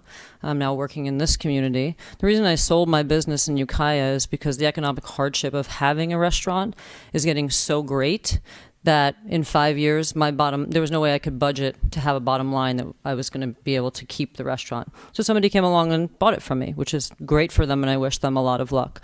But with the economics, the way they are going in California, with wages going up, with employees not being able to find affordable housing in our area, there's a dearth of employees in this area as well. Restaurants struggle in all of these counties, and I'm seeing here as well, to pay competitive wages, to keep people employed, employed, and to keep having a bottom line that makes it worthwhile for those owners to keep the restaurant. And Nash already alluded to restaurants that have closed, like Tara, Cindy's, Red in Yountville. I mean, he specifically cited that a dearth of employees was one of the reasons, and it just wasn't profitable enough anymore to keep the restaurant open. So I think that is something that has to be considered when you are thinking about this, that when this particular restaurant did everything they could to try to find that leak, was very proactive about it, sent a timeline to the city to show exactly what happened. You can't just call a plumber and have them come that day. I mean, who can do that? So I think there's a lot of things that need to be considered. I also looked at your spreadsheet that was developed by the staff on every city that's in there does have relief for commercial. City of St. Helena does have relief for residential and is the only one that doesn't have any relief for commercial. And so I think you have to look at that. This restaurant I do know because I know the owners have some sister restaurants in other areas, and they've had similar issues where they've gotten 100% relief. So I think there's lots of things to consider, and the precedent has already been set that most of the municipalities around you do offer commercial relief, and I think that's what you have to look at. Thank you.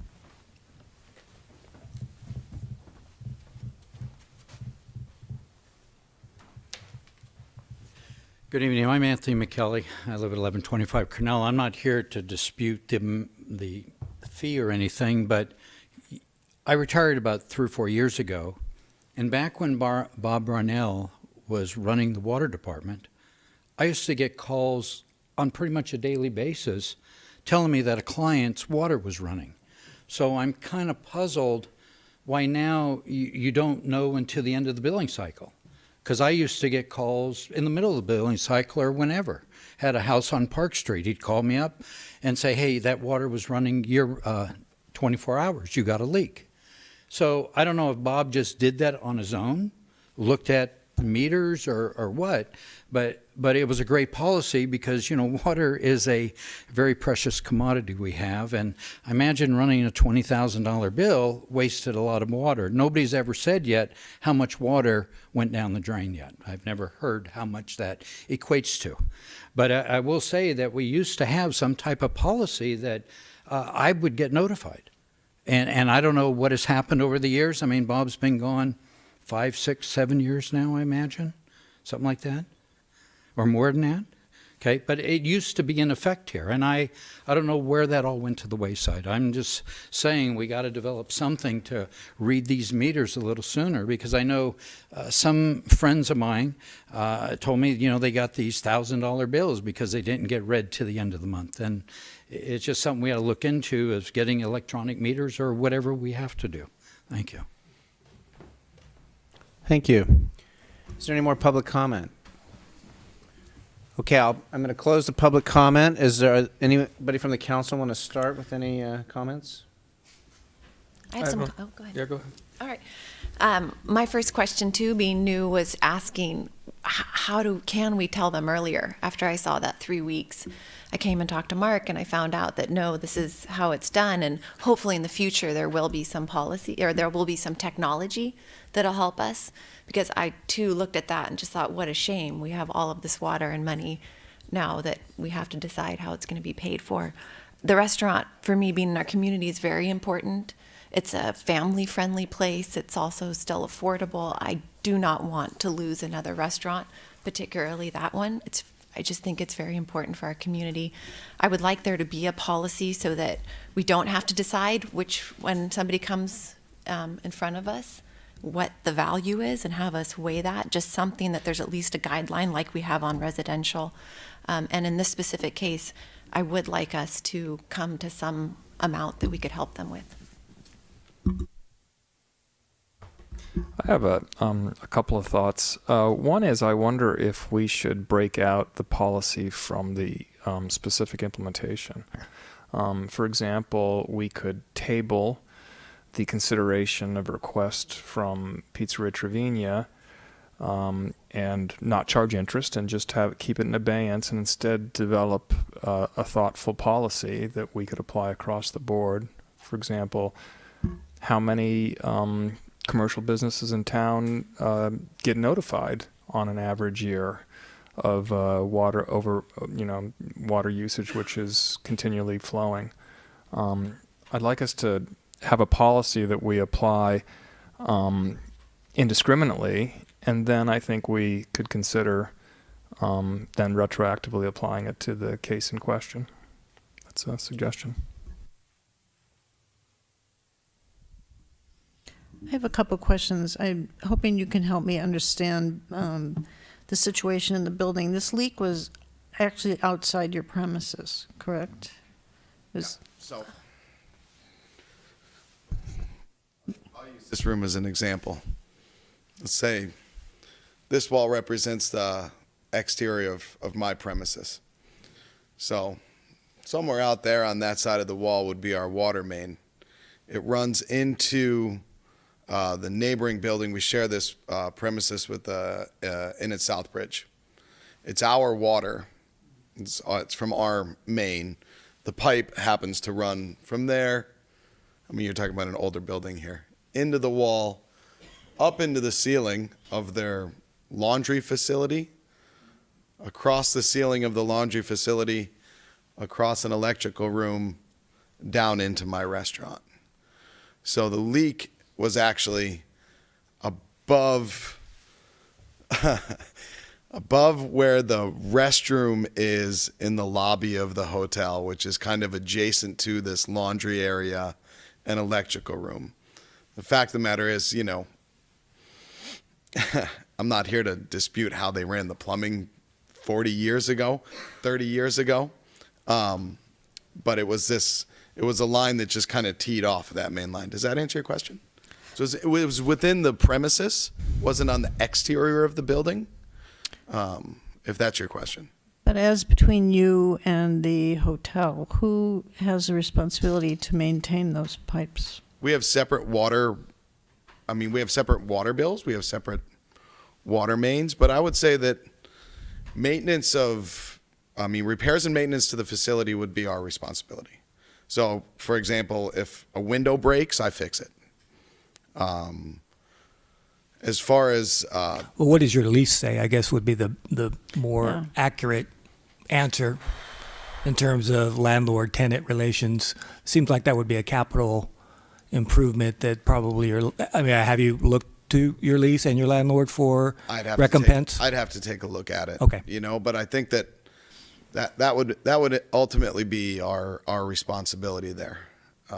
Even though we don't own the building, I think that a fixing of a broken pipe would be our responsibility. If you're talking about replumbing the entire building, then I think that would be something completely different. So if you're talking about like the fact of the matter is the location of this pipe was not something that you can look up and say, oh, look, there's a wet spot in the ceiling. It was buried inside of a concrete wall. So whose responsibility it is kind of.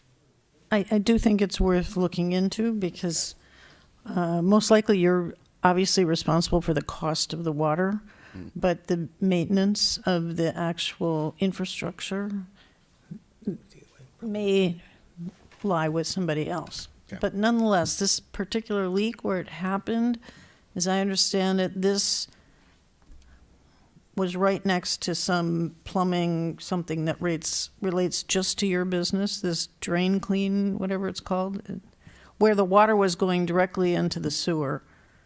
I understood this drain primer is particular to your business. Is that true, or is it related to the whole building? It's a shared restroom. So the restroom is in the lobby of the hotel, but our guests use that restroom too. Okay.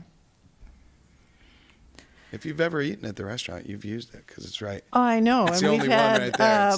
We've you had walk out meetings. the back door to the restaurant. It's right. You kind of walk into that little hallway in the lobby area. Okay. That's the restroom right there. But the purpose of pipe was up above the purpose of the drain primer relates to more than the fact that you're a restaurant. It also relates to the other occupants.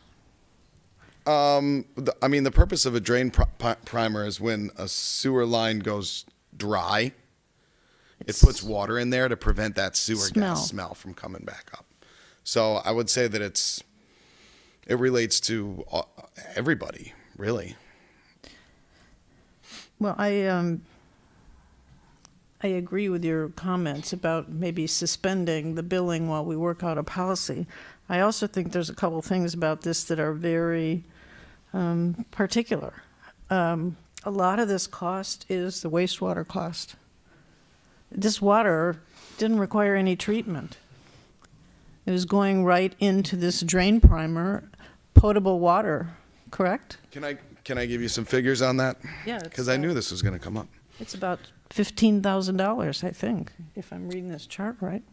Total sewer use during these periods was $16,358.72.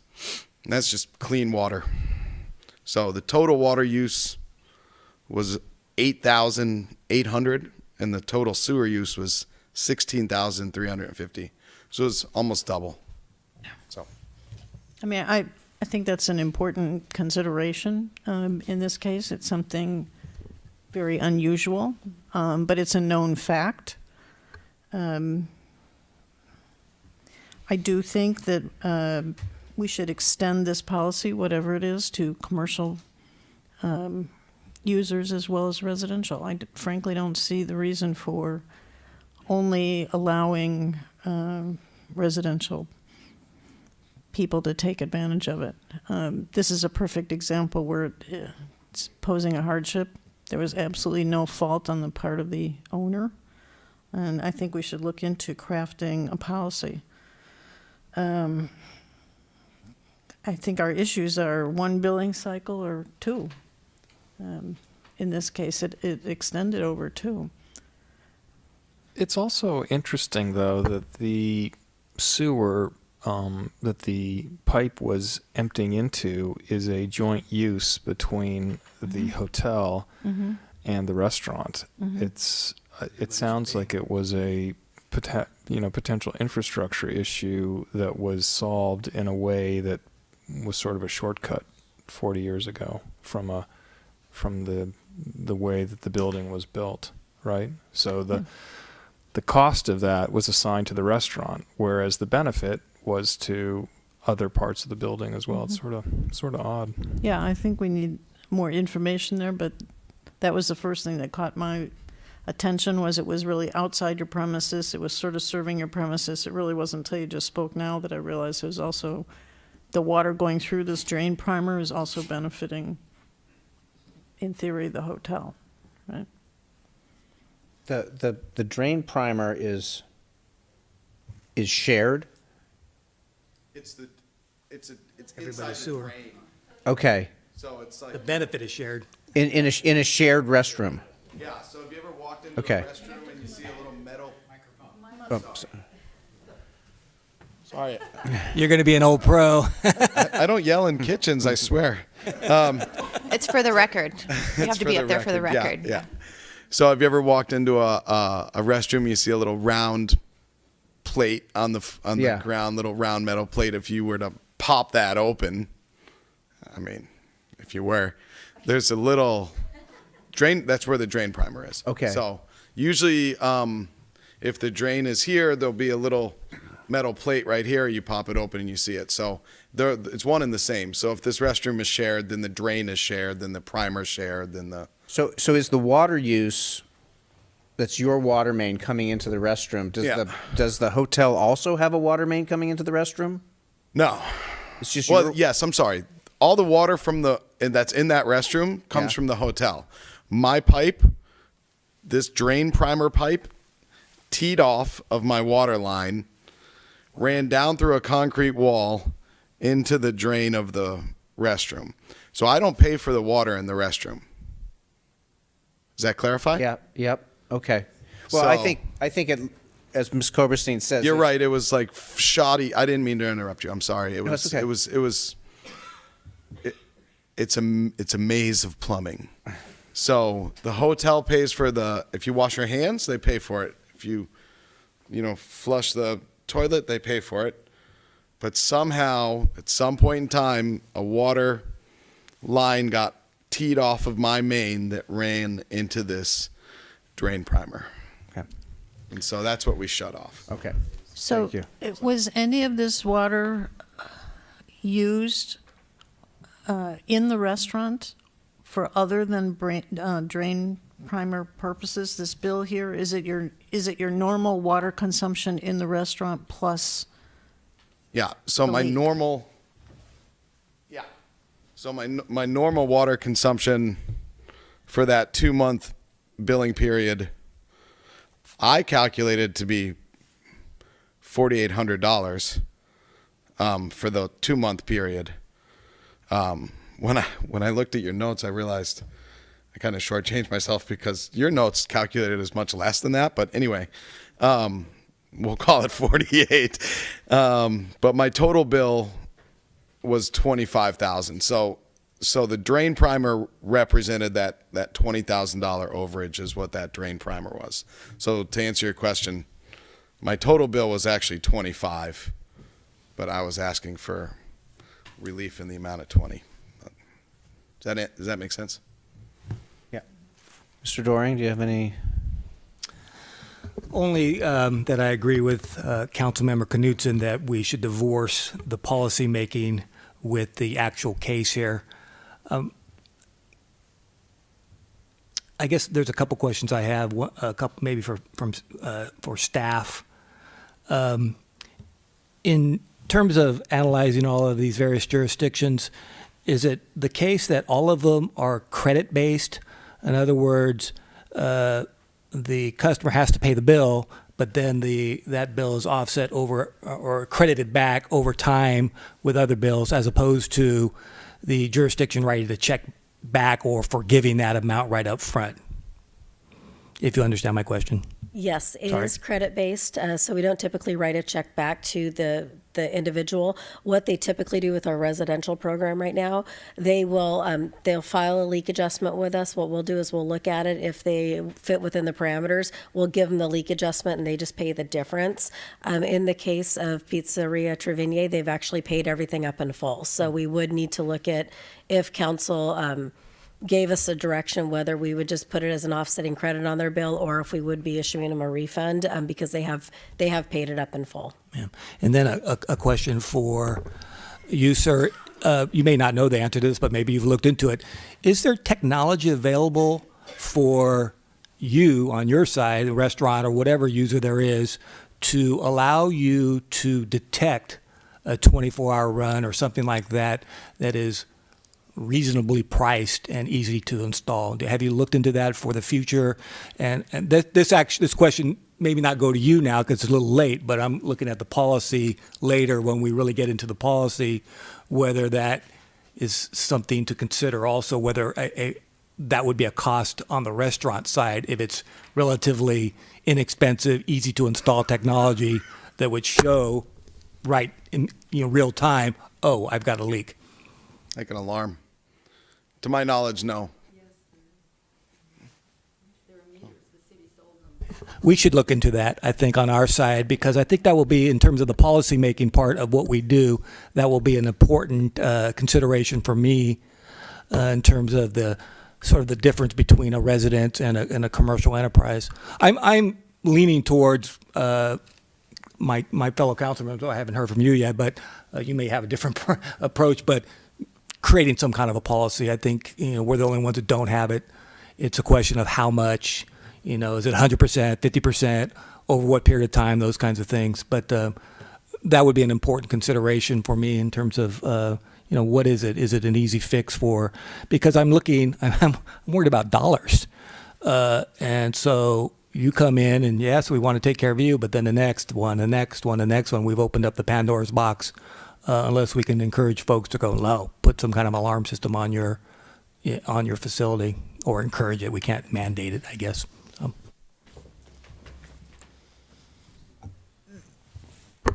I concur that, and I think David put it out there pretty well and succinctly, that we need to look at a policy. I think that it does make sense if we do have a policy for residents that we have one for businesses, particularly if we look at other municipalities and it exists. I I think that the detection system, if there's something we can do on the city side, or if there's something a business can do, I think that needs to be part of looking at the policy.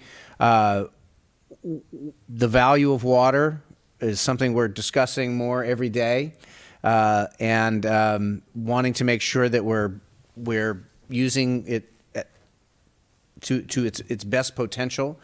So even though this was your first time here and sure didn't want to come here, it brings us to a point of having to look at maybe a vulnerability in our whole system that for both businesses and the city. So I'm supportive of looking at a policy, and maybe we look at these other municipalities, and then suspending this separate issue with your situation until we get the policy laid out, and then have yours come in under the policy. That's where I'm. And I do think it's worth looking a little bit more at the shared infrastructure that you have in terms of responsibility. I think Ms. Koberstein made a good point on that. I just have one more comment.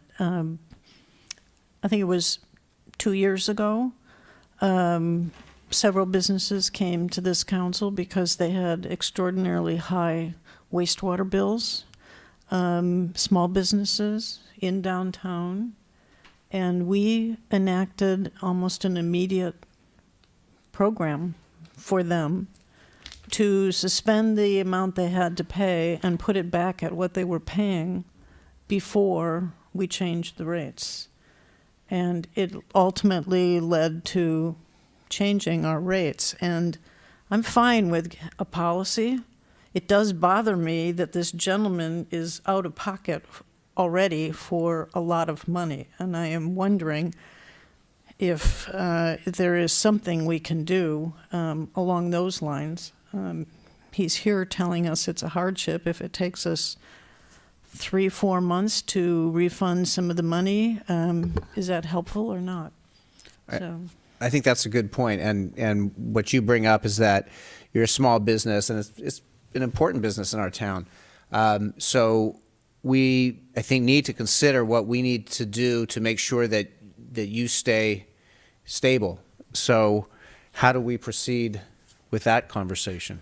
So my initial idea was, and since Pizzeria Trevini's already paid that, I would think it might be very appropriate for us to credit those dollars back interimly, so that therefore essentially he'd avoid 3 or 4 months of bills moving forward, while we at the same time are working out a policy. And so we don't know what the ultimate outcome will be, but in the meantime, the monies that you've outlaid means that apply to future bills? Yes, exactly right. So we're not writing you a check, but instead we're saying, hey, we're giving you a credit for that, at least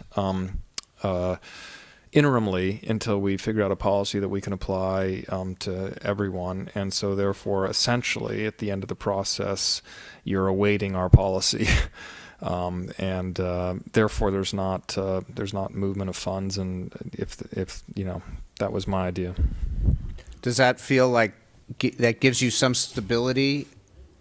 It's great, actually. I mean, I'll open it. Oh. You all are. I appreciate I kind of held my tongue throughout that whole process. You actually said something that I was going to bring up, which was, as the policy making happens over the course of 4 or 5 months, we're in January and February in Napa Valley, which are, the most difficult months to operate a hospitality business. So I was going to kind of say something like, can we make that policy happen quickly? But I appreciate that very much. My only concern, sir, would be at some point in time, if I've developed some sort of, we'll call it, a credit towards future bills, I hope that at some point when this policy is set forth, if it's like, oh, we're going to, offer a 70% or something like that, you don't turn around and say, oh, now you owe us monies back. Does that make sense? Well, you might.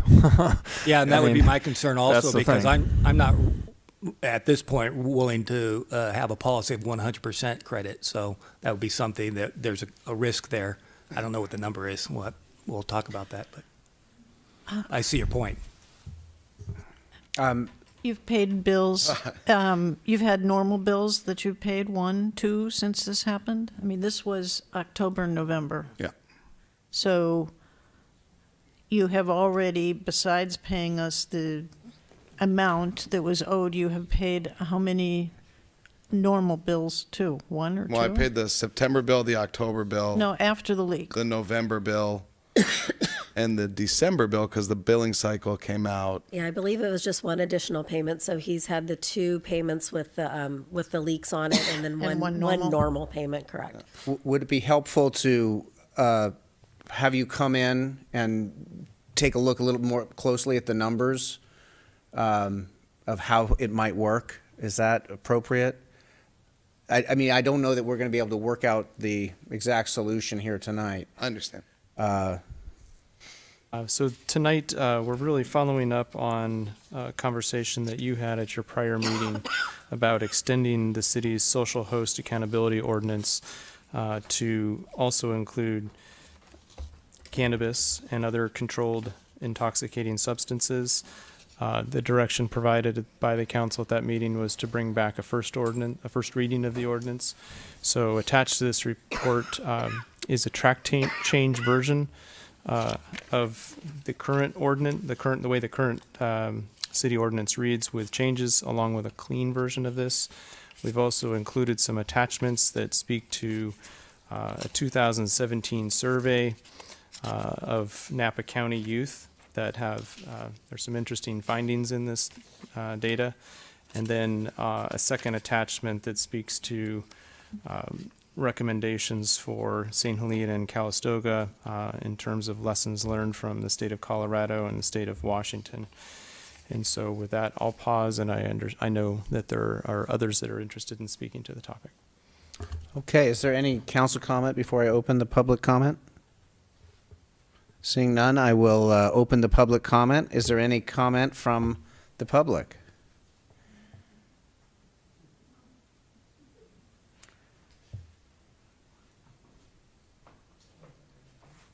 Hi, I'm Bobby Monette. I'm speaking as a resident and as a member of the coalition.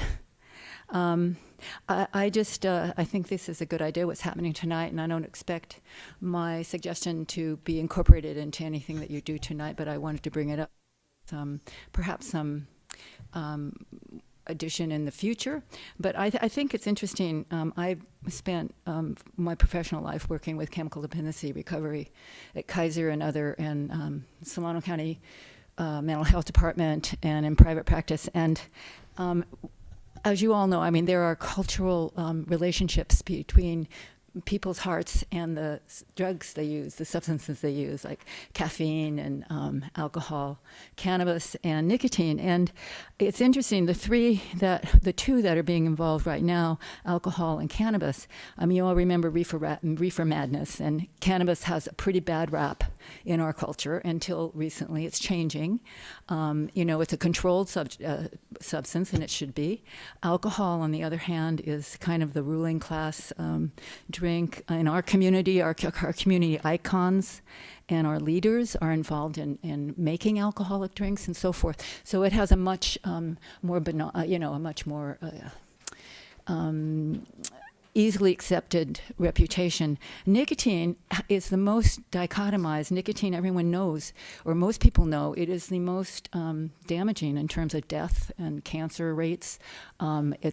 However, it's been thought of as benign for a long time. I know, working with the teens, when the teens would come in using cannabis in the groups, their parents would say, but they're only using nicotine now, so it's okay. I mean, if they were only using nicotine, it was okay. Because I remember, you guys aren't old enough, but they used to have ads on TV with a doctor with a stethoscope advertising Lucky Strikes, saying that it was the mildest of all the cigarettes and so forth. So we have a history in this country. There are tobacco plants in the Capitol in D.C.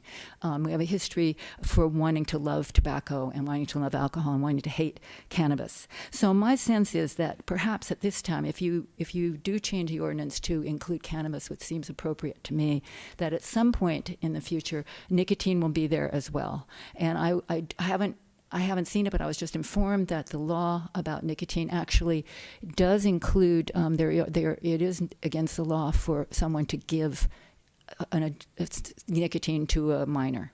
So I want to get a comparison of all the laws. So I'm sure that the laws for alcohol and cannabis and nicotine are pretty, they're comparable, if not identical, at least comparable. Before asking you to include nicotine, but in this ordinance, I really do think that nicotine may fit in there at some point, and that adults will be just as responsible for being careful about the public health issues involved in minors using nicotine as they are about them using alcohol and cannabis. So that's what I wanted to say. Thank you.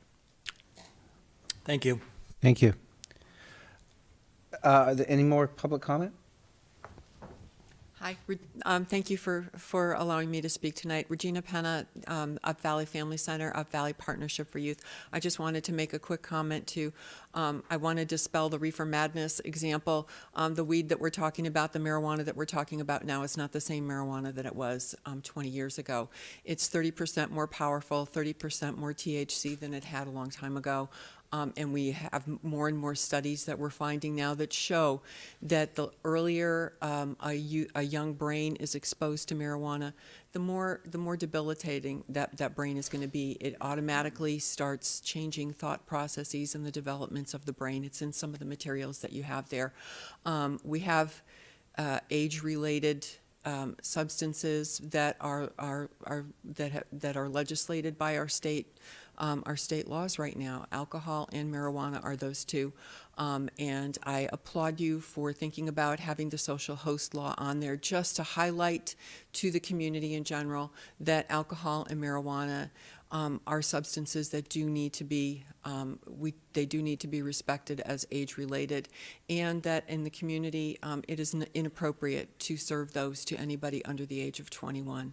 The teenage brain doesn't stop developing until the mid-20s. We really need to respect the brain as being the nerve center that is going to conduct, somebody's thoughts and their actions for the rest of their lives, and give our kids education, give our families education, so that they can appreciate, what the substances are and make rational, sound decisions based on that information. Thank you. Thank you very much. Any other public comment? Okay, I'll close the public comment. Any comment from the council? So the next step then in passing this social host ordinance that will include cannabis with alcohol, what is the next step of reading this? So we would bring this back to you for a second reading on the meeting of February 12th. Okay, so no action tonight? Or okay. The recommended action is to introduce and conduct the first reading of an ordinance broadening the city's social host accountability ordinance's applicability to cannabis and other controlled and intoxicating substances, in addition to alcohol, Chapter 9.08, and to read by title only and waive further reading. Move approval of the staff recommendation and waive the first reading. Further reading. Further reading of the first reading, yeah. Second. Vice Mayor Doring? Yes. Councilmember Koperstein? Yes. Chateau? Yes. Knutson? Yes. Mayor Ellsworth? Yes. Thank you very much. Okay, now we're going to move back to 10.4, fiscal year 2018-19 second quarter finance report and proposed consideration of resolution approving mid-year budget adjustments for fiscal year 2018 and 19. And this will be April Mitz, the finance director. Great, thank you. I'll just wait for my PowerPoint to come up.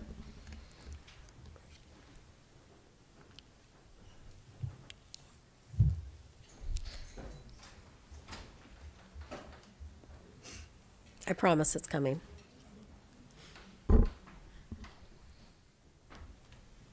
Okay, so this is our Q2 report for fiscal year 18-19, our mid-year budget review.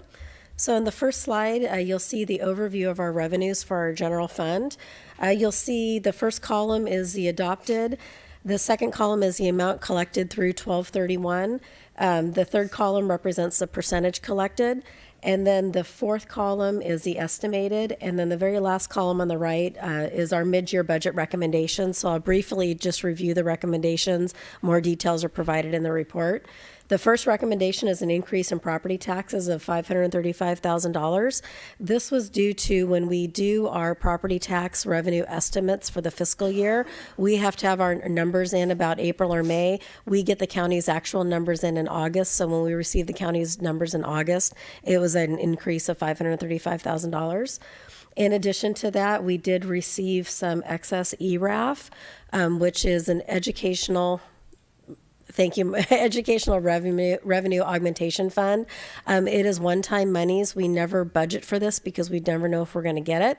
We actually did get excess amounts this year, which contributed to the property taxes. The next increase that we're looking at, sorry, my notes are eluding me here, is development fees. So it's a $5,000 increase. And the reason because we're asking for or recommending an increase in the revenues is we've had higher than normal grading permit applications. For the $74,000 in interest and rents, this was from one-time monies that we received from the Bridge Housing Loan. We should have been receiving payments every year. This year, myself, Mandy, and our city manager met with them and realized that there were a couple of previous years that we did not receive revenues from them. So this was a true-up payment. Miscellaneous, it was $10,000. And that was primarily due to Turley leases or sources our grapes that we have over on our vineyard property at the library, and they actually increase the amount that they're paying us per ton. You will see intergovernmental, we do have 116% that we've collected. The reason that's higher is due to the strike teams that occurred in July, August, and September. We have not received all of the revenues in, so I'm going to wait until we receive all the revenues to be able to do a one-time adjustment for those. Our overview of our expenditures. So if you look at the percentage available overall, we're at 41%, so we are on track. There are some numbers that might look like we're not on track, primarily non-departmental, and then you also see public works is showing really low. The reason those are showing low is percent availability. For non-departmental, it is due to one-time payments that we make at the beginning of the year. Primarily has to do with loans that we make payments on, unfunded liabilities for PERS. So those are things that you'll see that bring the average down. And then for public works, we actually did encumber a lot of funds. So what that meant is we've signed contracts for vendors to do miscellaneous projects. So the funds are encumbered, so it doesn't show that it's actually available, even though we might not have expended it. You'll also see we have our adopted column and the adjusted column.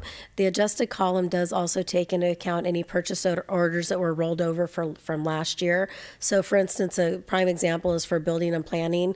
You'll see theirs is 1.1 was our adopted budget, and the adjusted budget is 1.3. What that primarily was a general plan update. So we encumbered the money last year. We set a purchase order, so that's going to show in your adjusted column. You'll see your actual and then your estimated. We're only making very minor mid-year budget recommendations. The first one for the library is $5,000, and that was for a grant that we've received for the purchase of Spanish books, and that's also being offset by a revenue that we'll receive.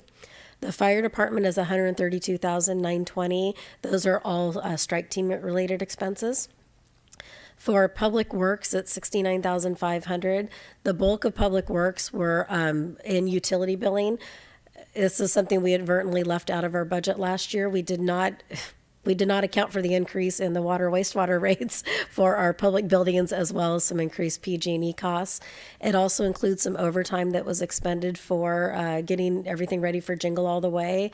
It also includes additional funding that we needed for to provide additional lighting on Main Street. And then transfers out, I don't have my notes on what the transfers out were. Oh, it was, there's several different transfers that are cleanup items.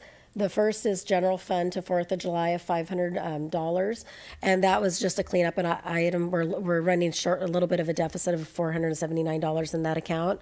And then the other is to Measure T Class 1 trails. The amount that we put in the budget is just shy of our estimates of $1.2 million, having the matching 6.67% grant funds in there for the money in there for the Class 1 trails. I apologize. So here's our overview of our general fund, our revenues and expenditures. So you'll see the revenues, the adjusted variance from what the adopted was, or the adjusted budget is $629,000. The expenses is $221,000 is what we're looking for budget adjustments. And also note that the total expenses include rollover purchase orders for 17-18. The general fund net position with these proposed increases, it does bring us to our estimated unassigned net position of 40%. Again, council's direction to us and in our policy is 30%. And so 30% would leave us $4.5 million in our general fund unassigned. So right now we're sitting at 40%, which is $6 million. Maybe half of that. Right now, with this cold, I can't do math that fast. A little over 2 million. Thank you, Paul. For our overview of our revenues and expenses for our water fund, so the top line will show your revenues that are coming in. So right now we've collected 52%, so we are on track with our water revenues. As far as our water expenditures, everyone is showing on track right now. We are asking for an increase in public works for $25,000. Several different things that are factoring into that $25,000. It's $3,500 for unanticipated unemployment costs, $2,000 for communications that are just coming in a little higher. $2,000 was for rental costs for steel plates, primarily with the Oak Avenue fixes. We had to rent steel plates to make sure that area stayed secure. $15,000 was for repairs at the high school El Bonita Court and replacement of a broken hydrant. So as we were doing some other repairs in that area, additional expenditures came up. And then $3,000 were repairs to our backhoe. And that is actually split between 3 different funds. The other 2 funds were able to absorb it, but this fund was not. Question? Repairs at the high school, is it city property or high school property, and why are we paying it? Erica can answer that. This was the water main that was at the 12-inch water main. We had a leak there about 6 or 7 months ago. Then we shortly later had the one at Rutherford. So it was on the main line. Thank you, Erica. So if we look at an overview of the water fund, for our revenues, we're showing on track with no variance. For expenses, we are requesting recommending a $25,000 500 budget adjustment.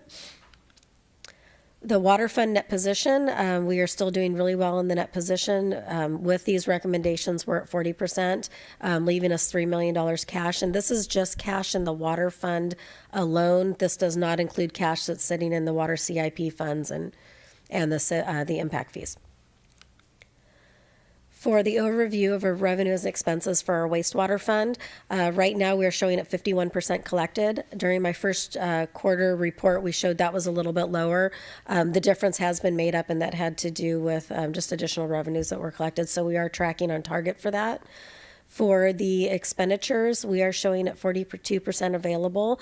The only recommendation we are making at this time is an additional $40,000 for the attorney's budget, and it has to go with the ongoing mediation for the wastewater revenues. Our overview of the water fund, again, you'll see that there's no variance in the revenues. We're on target, and our expenses, we are asking or recommending a $40,000 increase. Our wastewater fund net position, with the recommendations and the increases, we still are showing at 29% of our net position and about $900,000 cash. Overview of revenues expenses for other funds that we're asking for budget increases or decreases on. The first section is the revenue increases. So one by one, I'll go through them very briefly. The home grant, it's $120,000 for revenue increases because those are funds that we are being reimbursed for the expenditures that we're paying out for the home grant. EPA grant, we did receive an EPA grant for $10,000. Public safety impact, we are asking, or we're recommending an increase in Revenues, I'll just lump the public safety, park impact, traffic impact, and water mitigation. We actually had more projects than we expected coming through, so we are recommending an increase in the revenue. For Measure A, we are recommending a decrease. Not to panic, we actually did receive the money. We received it in fiscal year 17-18 instead of 18-19. So when we were actually preparing the budget for adoption for 18-19, we had those tracked in 18-19, but we did receive them in the previous fiscal year. So we did receive the money, we just got it early. As far as expense budget adjustments, a $10,000 increase for the Measure A fund, and this is for additional surveying expenses related to the flood control project. The home grant is the offsetting $120,000 in expenses that we're receiving reimbursement for. SB 1186, this is ADA training. We are allowed to use this fund for specific ADA training related expenses. So we're asking for a budget increase so our building official can continue with the ADA training. And then the affordable housing, it's an increase of $130,000. And these are all related to project costs relating to Turley Flats and Brinkle Court. And they were all expenses that were previously approved by City Council. The checks over $100,000, here's a list of the 5 checks that are over $100,000 and what they were for. The 2 largest is El Benita Kennedy and La Quinta. So that was $389,000 for that much needed project over in that area. The largest is $5.1 million, and this was, I'm so happy for the SRF payment. All of it came from proceeds of Measure A funds, and so we should get our final balance is on that, and we should be able to cover that with the remaining Measure A funds that we still have not received. And then the last 3 were the monthly water agreements with the City of Napa. For the St. Helena Low Income Subsidy, or the CARES program for Q2, we had 105 participants, and the total cost to the general fund was $12.8 million. I'm so sorry, $12,800. Not doing my best today. $12,800, and that was all money that was already accounted for in the budget. Water leak adjustments for Q2, we had 394 excess units of water that we've granted leak adjustments for. The total cost was $2,500. It was for 6 irrigation leaks, 2 broken pipes, and 1 leaking toilet.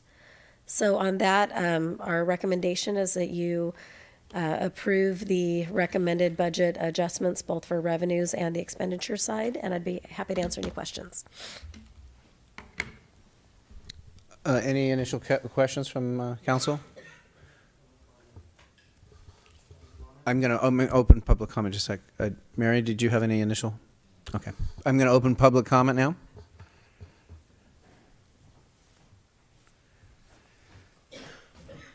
Mark Smithers, Vallejo Street. I just had one question.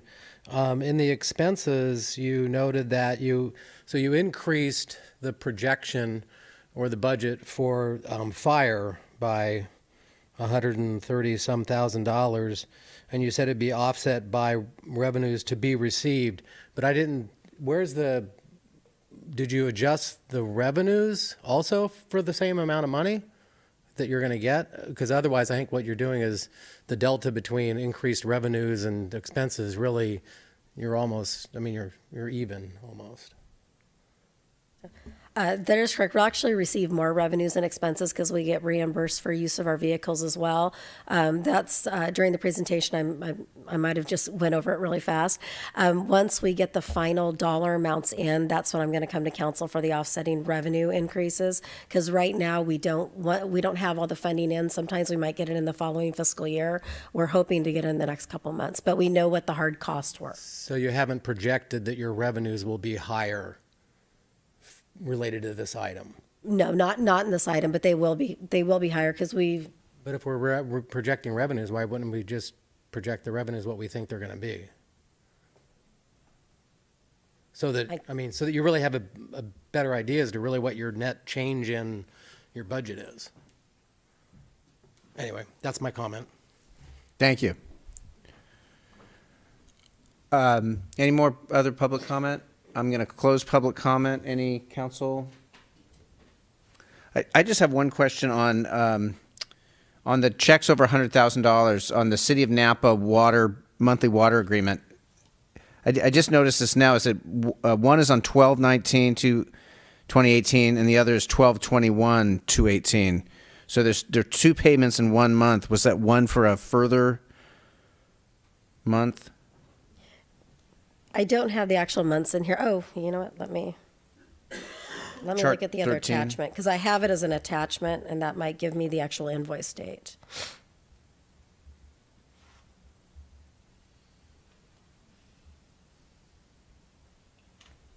Sorry, I'm getting there.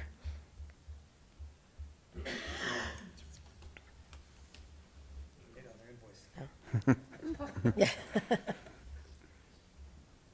Oh, I'm sorry. It does not have the invoice date in there. That would have been for 3 successive months, so it just had to do with the timing of us paying the bills. We did not double pay a bill. Okay. Thank you. No problem. So any other questions, comments? So we are going to move to, is there any action on this? Okay. Okay. So is there a motion to do so? I'll make the motion. We make it to approve? Then do I read it exactly? Right. So this is to approve the mid-year budget adjustments for fiscal year 2018-19. Great. I make that motion. Is there a second? I'll second. Is that your first motion? No. Second. Oh, second. Okay, that's right. Sorry. Councilmember Chateau. Yes. Kupperstein. Yes. Knudsen. Yes. Councilor Doring. Yes. Mayor Ellsworth. Yes.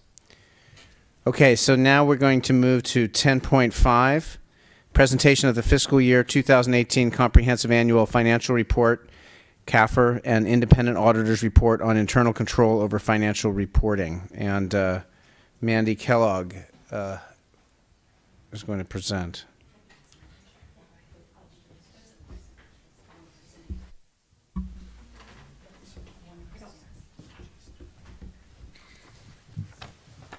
I'd like a smaller font.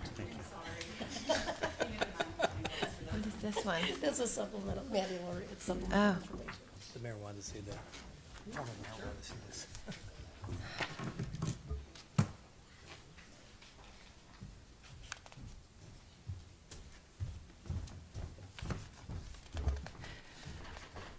Okay, before I start the presentation, I just wanted to comment on what was just handed out. This year we applied for the award through GFOA for our CAFR, and there are specific requirements of this report. In fact, it's an 85-page listing of requirements that we need to meet in order to be eligible for the award. And there's recommendations on how the statistical section is supposed to be laid out. So we followed that very closely this year.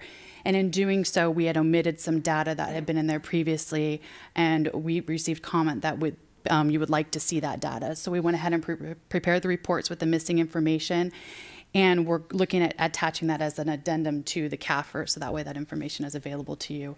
And in the future, we'll have these additional sections included in addition to the required ones from GFOA, because we can have more in there. We just need to make sure we meet all of the requirements that they have. And just for the general public, GFOA. Oh, sorry, Government Finance Officers Association. Thank you. You're welcome. All right, so into the report now. State law requires local governments to publish a complete set of audited financial statements. Van Lant Fincanal completed the annual audited financials for the City of St. Helena for fiscal year ended June 30, 2018. The City of St. Helena's comprehensive financial report, and I'll refer to it as CAFR from here on out, consists of 3 sections: the introductory section, the financial section, and the statistical section. The following slides show a comparison between fiscal year 16-17 and 17-18. Throughout the slides, the darker bars on the left are 17-18 and the lighter bars on the right are 16-17. This first slide shows a comparison of the net position for all funds. The net position at the end of 17-18 was $62.8 million, an increase of $7.9 million from 16-17. Business type activities, which is water and wastewater, increased by $0.8 million, and governmental activities increased by $7.1 million. This next chart shows a comparison for all funds of revenues and expenses from fiscal year 16-17 to 17-18. Revenues increased overall by 45.4% to $30.3 million. Expenses increased overall by 9.8% to $21.9 million. When comparing governmental activity revenues, which is primarily general fund, from 16-17 to 17-18, overall revenue increased by 55.9% to $21.3 million. Typically, 70% of the revenues are received from transient occupancy, property, and sales taxes. However, due to the final Measure A payment of approximately $3.9 million, the percentage decreased to 57.5% in fiscal year 2017-18. Increases were primarily due to increased property tax collections, increased sales tax revenue from Measure D, increased TOT revenue, and the receipt of the final Measure A payment. When comparing governmental activity expenses from 16-17 to 17-18, expenses increased by 10.5% to $13.4 million. The increase was primarily due to an increase in overtime related to public safety as a result of the October 2017 wildfires, increased public safety salaries and benefits for the addition of a new dispatcher in the police department, increased planning and building salaries and benefits for the addition of half of administrative assistant position. That position was previously shared between the city clerk's office and planning and building and was moved 100% to planning and building. And increased contract expenses related to outside contract services in the general plan. This chart shows a comparison of the governmental fund balances from fiscal year 16-17 to 17-18. The general fund balance on the left side of the chart, and that is reported on page 17 of the CAFR, includes funds 101, 280, 283, 286, 287, 289, and 593.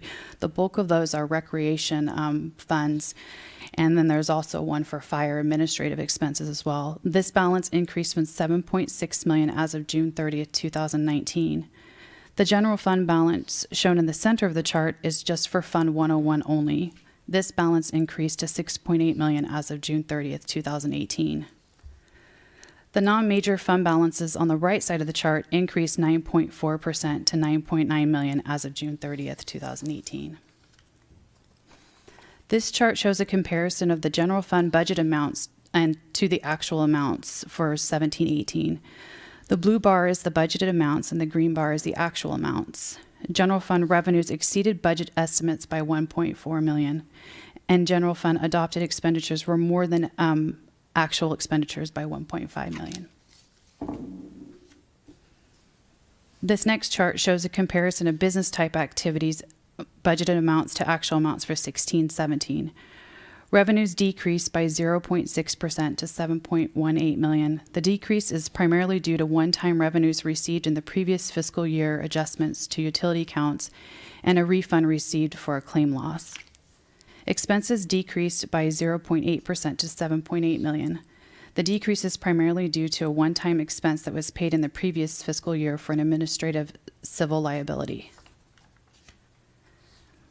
At the end of fiscal year 2018, the city had invested $54 million in a broad range of capital assets. This is a net decrease of $2.3 million or 4.1% from the prior fiscal year. The decrease is primarily due to depreciation, and we also got rid of a lot of assets that were no longer in service. During fiscal year 17-18, the city did not issue any long-term debt obligations. At the end of fiscal year 17-18, governmental activities has $15.1 million long-term debt liabilities, and business type activities has $16.3 million long-term debt liabilities. We tried to list on the side there. It's kind of small in some of the areas, but it shows you what the different debt categories are. And this next slide here shows the report on the internal over financial reporting, which identifies deficiencies in internal controls that the auditor considers to be material weaknesses, significant deficiencies, and identifies areas where the city was not compliant. We wanted to show a comparison for the last 4 fiscal years to show the progress that the city has made on this. The left side shows the findings identified per fiscal year. The middle gives a description of the findings, and the far right side shows the status. For fiscal year 17-18, there were no new findings. And I'm now going to pass this over on to April so she can give just a synopsis of what we've done this last year to meet the prior findings. So, when you saw the independent auditor's report on internal controls, it did still identify that we had one finding for, I believe it was a material weakness, and it was for our financial policies as well as our debt policies. And as you, if you've read the report, you'll see that our comments back to the auditors where we absolutely agreed with the auditor's findings. And as of, I believe it was in October, City Council did adopt the final policy. So next year on our audit report, as long as we don't have any new findings, all of our policies are all taken care of. We did make a commitment that we will be bringing council policies back before you as a need to update. For instance, a new one that we're going to be bringing back is our debt policy, because there are new laws that went into place when it comes to bond financing, and so we'll be bringing that back up to you. But I'm very happy to report that we have finished everything that the auditors taxed us to 4 years ago. Thank you.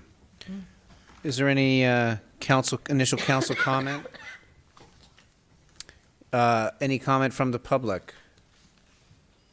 Okay, I'll close the public comment. Any final thoughts from the council? Thank you. I have one question. All the financial policies internal controls that we brought up to speed, is there a place where those are kept, that, a sort of a comprehensive book of those? How is that? I have a hard copy in my office. They are also on our website as well. So if you go to the city's homepage, go to City Council, you'll see council adopted policies, and they are all in there right now. Except for the financial policy, I went to look it up earlier and realized we forgot to upload that one. So I have a note actually right here, add financial policies. But they are also on they are all on the council page for our fiscal policies, as well on the finance page. Great. Well, I think that's great work over the last 2 years, really getting up to date. It's really incredible, so thank you. Okay, so this is a staff report, or the staff recommends we receive the presentation and accept the comprehensive annual financial report. We just do that, yes. Okay. So we're going to move to the last item of the evening, which is 10.6. Provide direction on draft request for proposals, RFP, scope of work for feasibility, planning, visioning of City Hall, library, and recreation facilities, prepared by Mark Prestwich. Thank you, Mayor. And I think Councilmember Koberstein may have had a question on the last item. Oh, I'm sorry. Briefly. I just had one question about the CalPERS. We had a presentation. We discussed it. There were several options presented to us. I guess we did tell you to keep doing what you were doing, but I anticipated that there would be a comeback to us and we could discuss the various options, the different amortization. Maybe, is that something that might happen in the next couple months? So you did provide direction that evening to move forward with an accelerated repayment of the pension liability at a 15-year clip. What it says here was, I'm thinking of the wrong year. And that's why it's not making sense to me. Okay. And so what we're anticipating doing is when we get to the budget workshops, and particularly the budget workshop, I think it's in the April timeframe, we will be presenting something similar to what you saw last year, and we've been doing math related to can we absorb that 15-year repayment schedule as opposed to a 30-year repayment schedule, which we've been traditionally working with. And so we're building that into the budget recommendations that we're developing now. Okay. And I believe the extra cost is approximately $260,000 annually. My fiscal year's confused. Sorry. We work in 3. It's hard. Okay. Okay. So we'll move on to 10.6, and this is the provide direction on draft requests for proposals, RFP, scope of work for feasibility, planning, visioning of City Hall, library, and recreation facilities, and that's Mr. Prestwich. Thank you, Mayor. And this report really has its start with the SHAPE Committee, and I think 3 members of the SHAPE Committee in the audience, in the room today. So following the SHAPE report, on September 17th, the City Council held a workshop. And at that workshop, recommendations were reviewed, and the council established a prioritization of buildings that they wanted to look at first. And so out of that meeting, we received direction to begin some feasibility planning related to 3 different assets: City Hall, library, and a possible recreation facility in Crane Park. And so when we left the room that day, we were anticipating likely 2 different consultants that would essentially assess the library and the recreation facility and present us data. And as you recall, at our meeting of December 11th, when we previously talked about this topic, we learned that there are firms that will work with both types of facilities with cities. So what we're really looking for here is an architectural firm that would do some initial assessment and planning for facilities. And so we understand that there are several firms in Northern California alone that specialize in library development and recreation facilities. And so on December 11th, we brought you a conceptual scope of work for review before we will go out to RFP. And in that scope of work, and in preparation for that meeting, we also met with recreation stakeholders and library stakeholders to receive feedback, and the council had a couple of liaisons to that group. And out of that came a scope of work that you reviewed on December 11th. Direction was provided to do 2 things. One, scale back the various tasks to just the initial task. We do anticipate that 1 or more of the buildings could move forward to what we show today as a deleted task under task 2 or 3. But we anticipate that 1 or more of those buildings may move to those additional steps, and we would bring back some of those ideas, specific ideas that are identified in strikeout language today for purposes of the initial assessment. And then secondly, there was an interest in also seeking and clarifying that the city has an interest in seeking independent thinking with respect to the library operations and its future needs. So we've tried to articulate that a little bit better in the version that you have today. What we anticipate doing after receiving consensus that this is a scope of work that you feel comfortable with is we will prepare an RFP. We will go out to bid. We will use council liaison or liaisons to assist us with the review of firms that respond to the RFP, along with recreation and library stakeholders, and then bring you back a recommendation or recommendations. We're anticipating a consortium type proposal, either a firm that specializes in both or a firm that would work with another firm to evaluate these buildings or these concepts.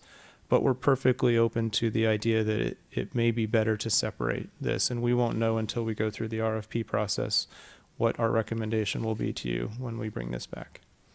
So tonight we're looking for direction on this scope of work before we move forward with the RFP. Thank you. Is there any initial council comment?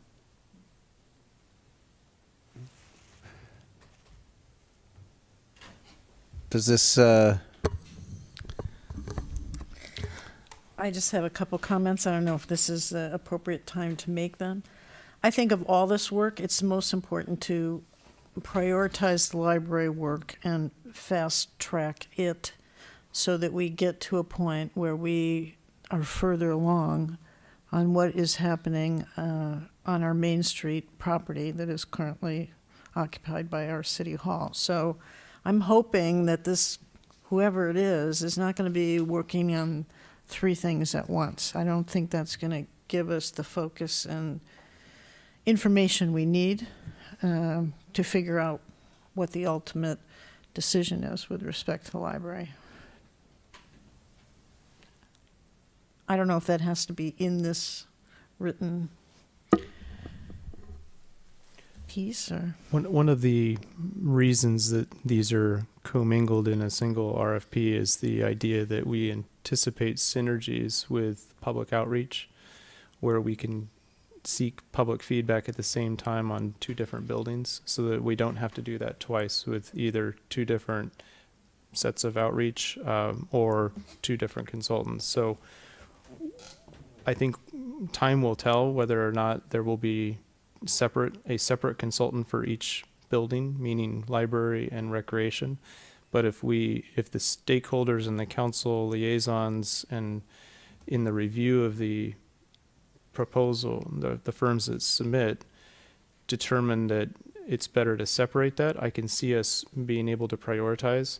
On the other hand, if the feedback is a single firm is the right firm to work with both buildings, we can work with them on how best to potentially prioritize, communicate our interest in accelerating a building. But I think we may find that there are economies of scale with the public outreach and public engagement on asking questions about each of the facilities at the same time.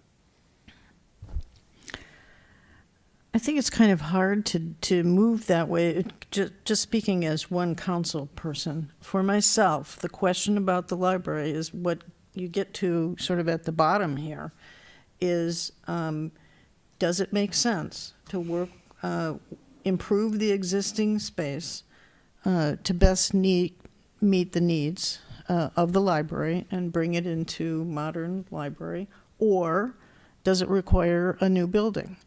And I think people should be thinking of, what do you get with a new building that you're not going to get if you just try to renovate what we have? And to me, you have to know that before you're spending time planning a city hall sort of in the abstract. Because at that point, we have to come back and we have to look at costs and we have to figure out what's going where. So that's why I'm interested in moving the library decision along, because to me it comes to a point where you either fish or cut bait. We're going to do this or we're going to do that. And so I'm not sure it's productive to be working on City Hall at the same time. That's just my view. And if I could, with respect to City Hall, we are going to receive a report from the Cosmont companies regarding their thinking about complementary uses. And I've always anticipated that this consultant, this architectural type firm, that City Hall really comes second in the scale of all of these. I think the public outreach really is primarily library and Parks and Rec, with the developing story on City Hall, because we anticipate needing to have the library discussions first. And so when I'm speaking about public outreach, I'm really thinking of library and Parks and Rec, and thinking about this firm as a firm that could also help us with City Hall after those initial assessment work is finished with 2 other buildings. I guess I just don't see why we're prioritizing rec too. I mean, if we have made the decision basically that we're going to probably put our recreation department in another facility, I don't know why that isn't sort of tabled while we figure out the library, because to me that's sort of that's the puzzle we need to figure out in order to let everything else, And we're following through on the council direction from September 17th, which was to elevate these 3 buildings above the line. And if the council would like to reprioritize, we can do that, and we can narrow the focus, which will likely provide the ability to accelerate some of the work.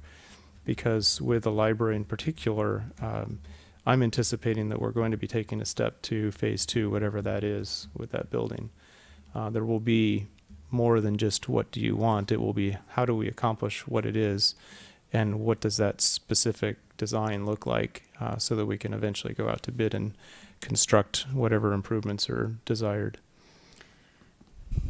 Doesn't that come in the last bullet point under library? I thought at that point we were going to get some kind of cost-benefit analysis of staying put versus building new. Yes. That's the work product we're going to get. My only comment about recreation, I was in favor of moving forward with it just so we could figure out how big the city hall had to be, because I thought there was a question of should that staff be in the city hall or should they be somewhere else? I didn't contemplate that we were going to be moving ahead designing the building, but that's just me. I'd be happy to just push the library.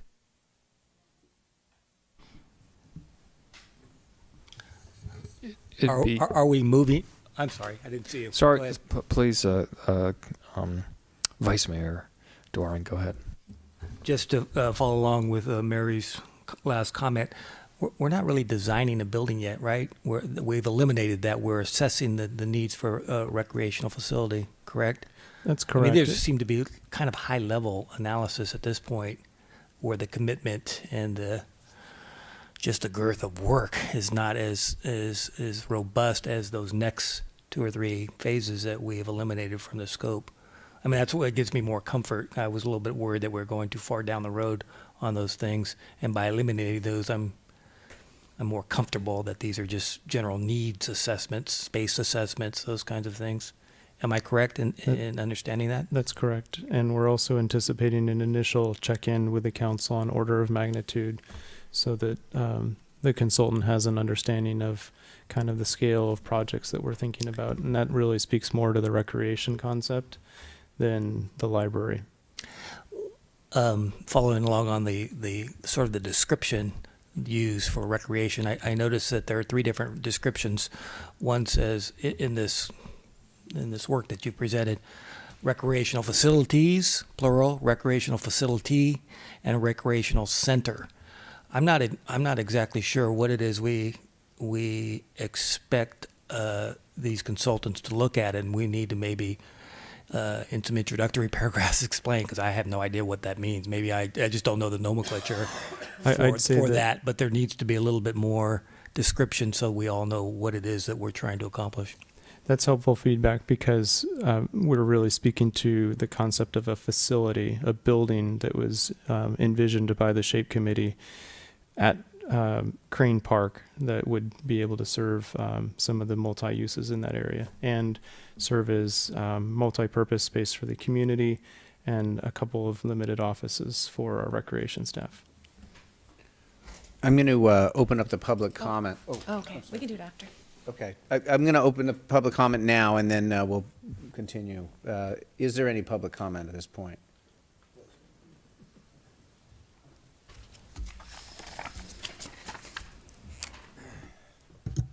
Mark Smithers, Vallejo Street. I actually wasn't planning to say this, but now some of the comments I'm hearing before the public comment was opened, I'm a little disappointed. It sounds like, I mean, we're doing a lot more outreach. I mean, the SHAPE committee spent 6 months meeting every week, and we did a lot of public outreach, and we came with recommendations, and it sounds like a bit of those recommendations are now being sort of turned on their head and maybe reconsidered. And I mean, we had a September 17th or middle of September joint meeting with City Council. I mean, there was a lot of, it seems like we're now questioning what had been already concluded, I thought, through a lot of public work. So anyway, that's a little disappointing. With regards specifically to the RFP and the scoping of the work, and I'm a little confused as to exactly where you're going with this RFP, but as far as City Hall goes, I assume this is part of the feasibility analysis that you would be asking whoever's looking at the feasibility of the building. There's a quote in here about, the building including other complementary and financially viable blended uses, which I think is another word for retail and commercial, and that was something that was tossed around in the SHAPE committee and in the September meeting. I would hope that whoever was commenting on the feasibility of City Hall and what City Hall should be and how big it should be would really look into that issue and whether or not it really makes any sense for that building, because that'll add expenses to the building. It'll add risks, that you're going to be a landlord I don't think it's something that's a core competency of the city to be a landlord and have tenants. You've got financial risk to where now you've spent money on a building, and what happens if you don't get revenues? It is vacant. How does that affect the financial viability, of the general funds? So I hopefully whoever's looking at the feasibility will look at that and also consider what's going on downtown. And I don't know that adding more retail in another location is very supportive of the rest of the commercial building owners in the downtown district. So I don't know if that's part of the RFP process and they would consider that or not, but I guess I would hope that they would when you're talking about conceptual building design and feasibility. As far as the Park and Rec facility goes, the SHAPE committee didn't exactly say Crane Park. It was something that was discussed. We did talk about, and your RFP talks about a needs assessment and that sort of thing. I would hope that whoever is coming up with a feasibility review of the building would also consider a whole lot of other issues. And I don't know why we're pigeonholing that thing to Crane Park. There's Adam Streets available. It could be Railroad Avenue. There could be some place that Wapo Park. I mean, places that we're not even considering. And I think you have to look at it in terms of who's going to use it and what the uses would be and where those folks are coming from. And if this is a large gymnasium and it's going to be available for, after school and open, use and whatnot, I think it's important for whoever's coming up with the feasibility go beyond just thinking of Crane Park, because we need to consider the fact that, the largest K-12 population actually is on the east side of town. So we want people to go there and use it, but if it's further away from them and it's on the south side of town, I don't think that's helpful. I think we need to consider the goals that, of walkability and bikeability that we're talking about a lot. We need to, I got 2 more minutes, 30 seconds maybe. You're talking about reducing vehicle miles traveled, and if you're putting it the south side of town versus central to town, and people can't walk to it, and they have, their parents have to take them and put them in a car and get them over there or otherwise. So I wouldn't pigeonhole yourself into just Crane Park when you're looking at the feasibility of a recreational facility. And then finally, this is just supposed to be phase 1 of all of what the SHAPE committee did and what the SHAPE committee proposed. And I hope we don't get too far out in front of this thing. And, anything you're doing with regards to these 3 important areas, financing is going to be part of that. And then the financing gets all tangled up in, SHAPE committee talked about Railroad Avenue maybe being sold, and what are you doing with the Carnegie Building? So I don't know that you can just do these 3 in a complete vacuum of feasibility, and then how you're going to finance it and that sort of thing. So I think you do have to start dragging in the rest of the SHAPE committee proposals into this analysis, and not just focus on these 3 facilities you're talking about. Okay. Thank you. Is there any more other public comment?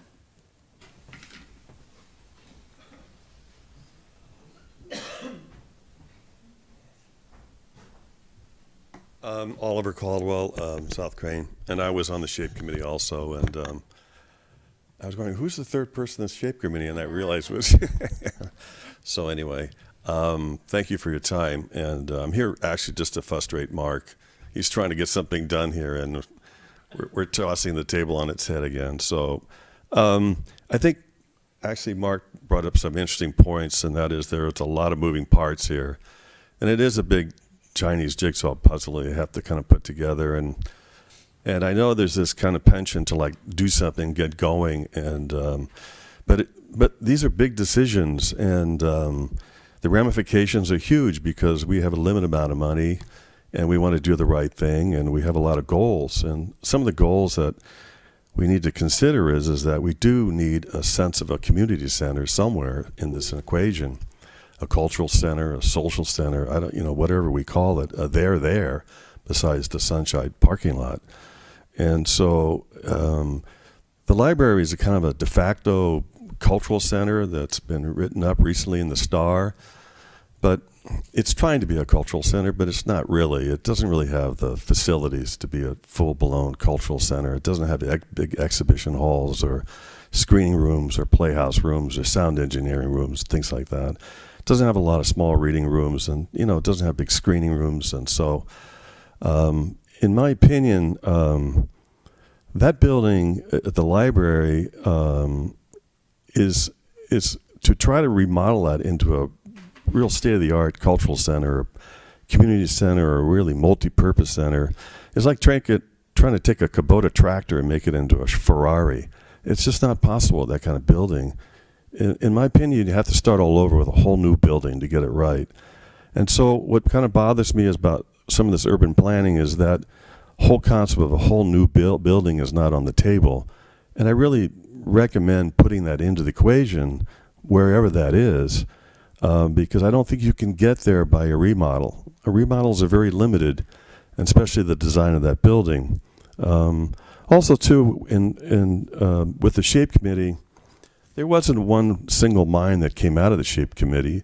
It was 11 people that were going around and around trying to make the best of, what to do, and we all had our own biases about what we wanted and how we saw things, and so we came up with 7 packages, not one package, 7.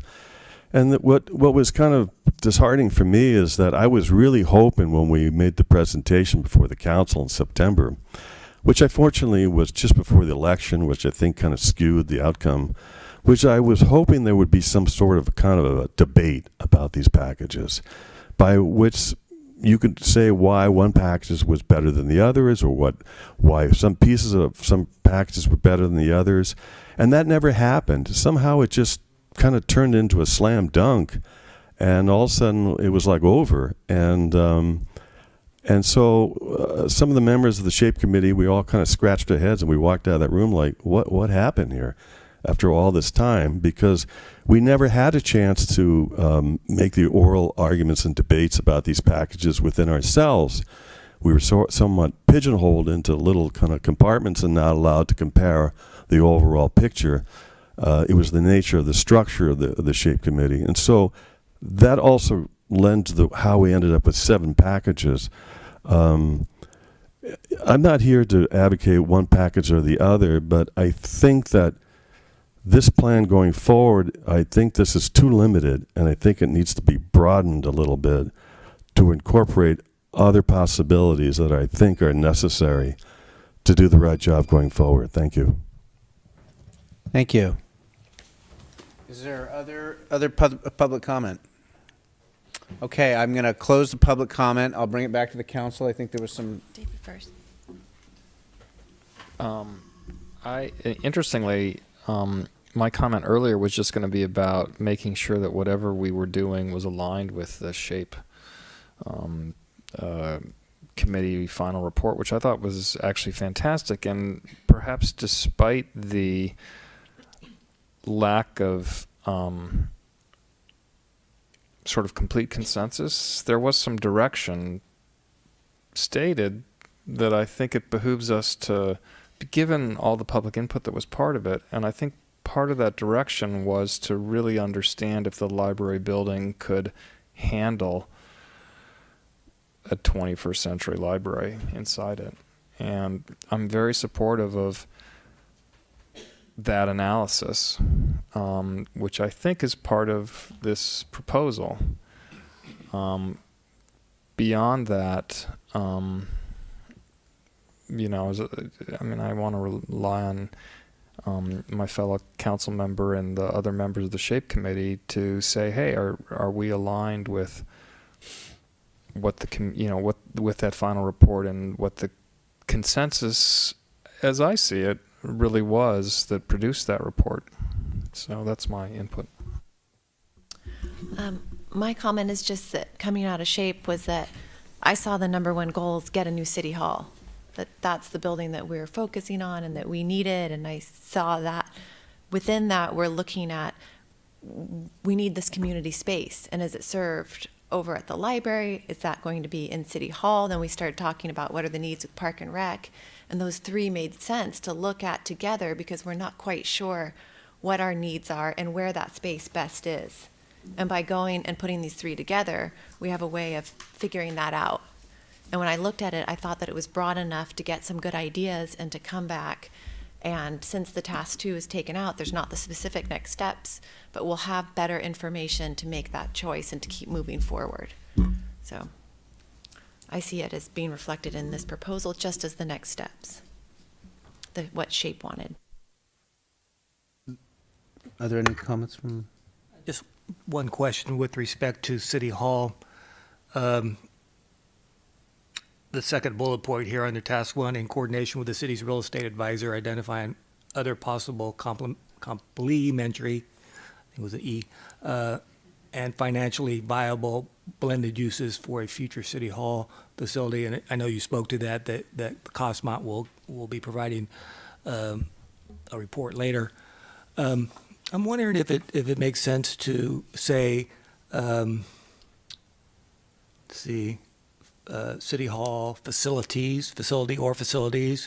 other words, not give up on the potential for more than one building there, one that would be the sort of the traditional City Hall, and the other potentially to be whatever else, cultural center, commercial, whatever comes out of the recommendations. I think that's fine. Is that okay? Sure. Okay. Yeah. I think at this point it's helpful to keep a lot of options available. I'm sorry. And I think just going back to the library, and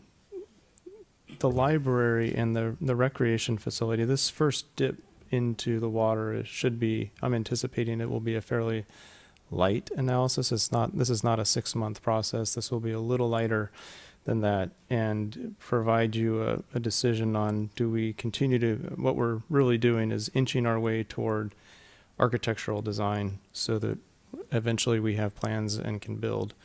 And we're anticipating that this is the first step toward inching our way toward that. But I think the question for the library becomes, with the modernization ideas that the library stakeholders have already seen, I think the question in their mind is this, how do we integrate that into the existing building? But in this scope of work, this final bullet point under library, I think speaks to what Mr. Caldwell was raising, which is you will be receiving independent thinking about does the ambition of the community and the stakeholders align with the existing structure or not? And if not, or I guess another way of looking at it is, what are the costs and benefits with the facility? And so I think you're going to get some great independent thinking through this exercise. But I'm going to recommend that we have 2 council liaisons to work with us on the review of these RFPs, so that we can have 2 bring back a recommendation to the full council. Can you answer the question with respect to Crane Park being the focus of the recreational facility? I mean, it seems like a natural place to put it, but are we hurting ourselves by limiting it to that use? And I didn't follow the whole genesis of how it got there, but it makes sense to me. But are we precluding ourselves from looking at other potential sites? The argument with respect to where most of our young people are is pretty persuasive to me, and having most of those people, if that is true, and I think it is true, on the east side of town coming to the west side of town, that's something to think about. So. No doubt. And we do use the phrase Crane Park in this RFP. It is referring to a site assessment of that potential location.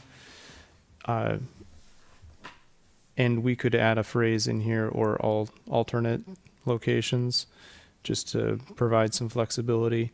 I think that there was a vision, if I'm recounting the dialogue accurately, I think there was a lot of discussion around the idea that Crane Park would be suitable for a number of different reasons, and also in speaking with the recreation director Pitchley, that there was, and the committee talked to him as well about that, and I think he's done some thinking about how it might integrate to serve the multiple uses there near the bocce courts, the tennis courts, and the ball fields. And so I like the idea of preserving opportunities and that we don't close the door on another location. So I think it would be helpful feedback for us to, I would recommend we add a phrase on here so that we have the ability to explore other locations if that's feasible too. I think this is sort of a two-part analysis on the rec side. It's what is the wish list, if we had a wish list, and then once you have that concept, where can we place it? And one evaluation is Crane Park, but there might be another one in the town. I just want to follow up on the library.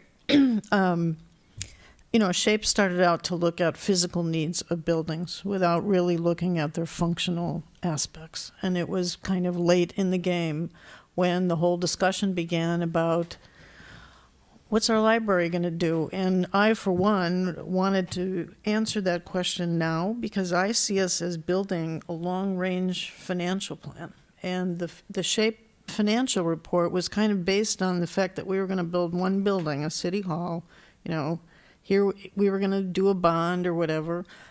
I think we need to see all of this and figure out what we're doing. And to me, to move ahead like we're building a new city hall and then have somebody come and say, we really need a new library. We need to be able to figure out how we're going to do that and shift gears, and if we need to, which to me is not inconsistent with SHAPE. There was some reporting that came out of SHAPE that suggested we have the library, a new library at the City Hall site, and that we use the library as renovated for City Hall staff. And so I really feel that we need to look at that just to be fiscally responsible. Otherwise, we're going to be moving along and all of a sudden we'll be building 2 new buildings, which I don't know that we can take that on, even if we start to sell some of the assets that are alluded to as being up for sale. So, that's why my concern is to really understand the library and what would it cost. If it's a new building, to me, that requires us to say, okay, now how is everything going to fit together and how are we going to pay for it?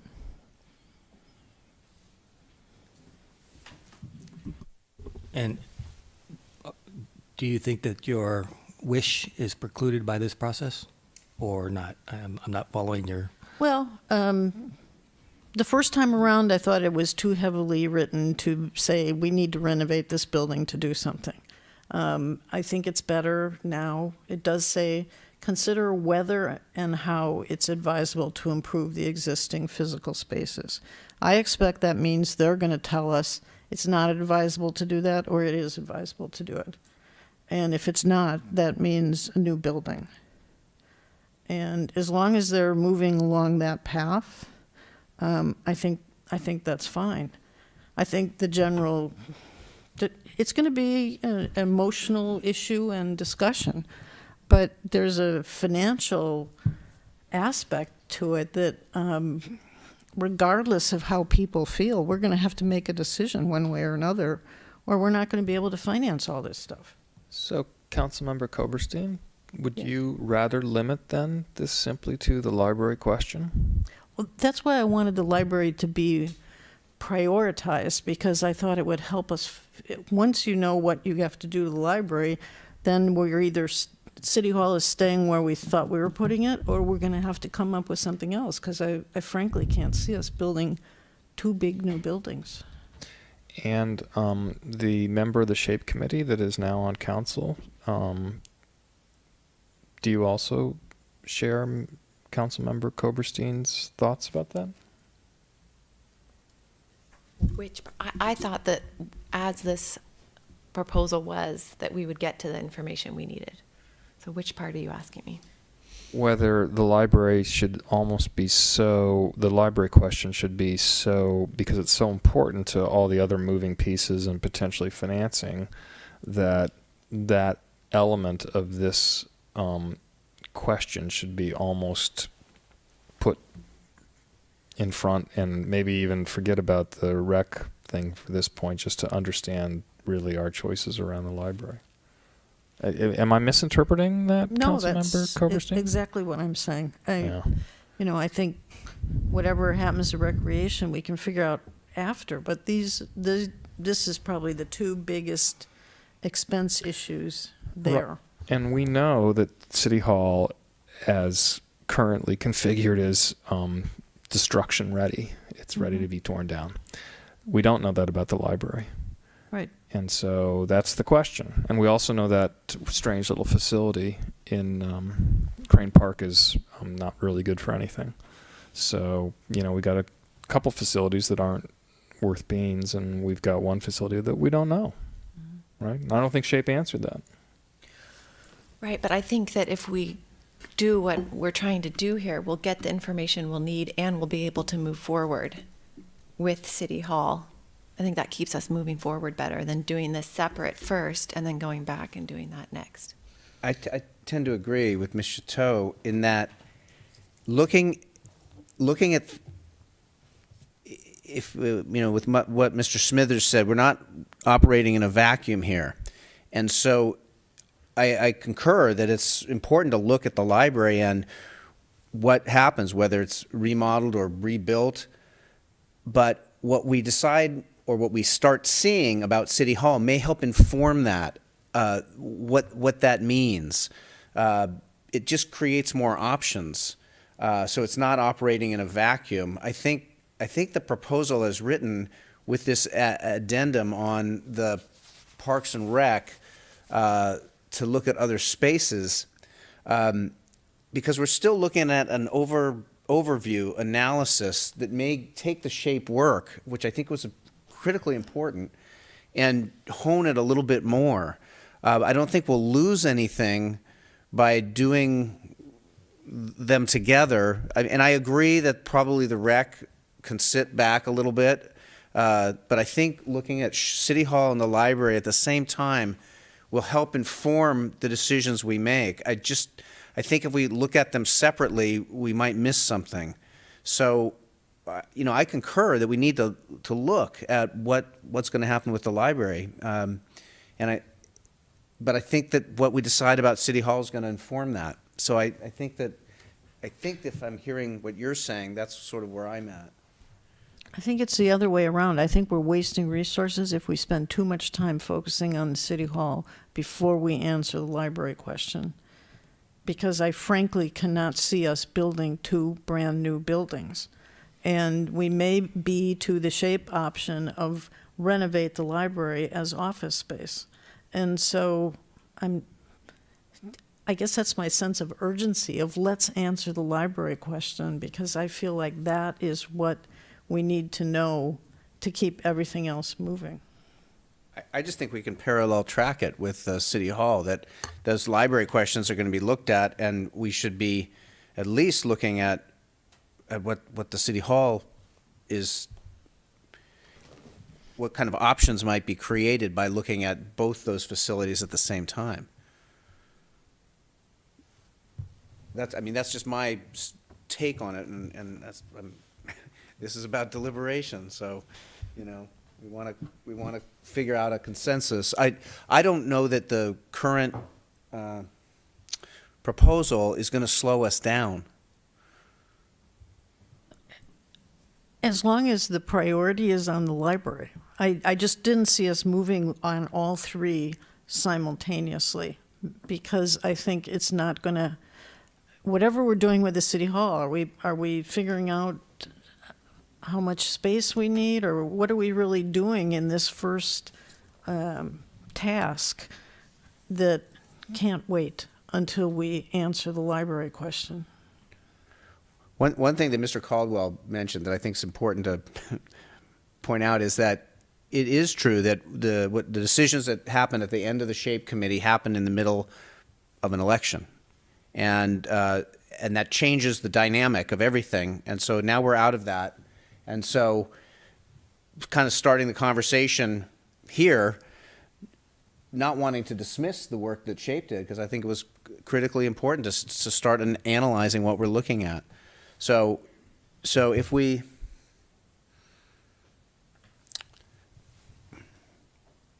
look at, when I look at this proposal, I don't feel like it slows anything down on the library.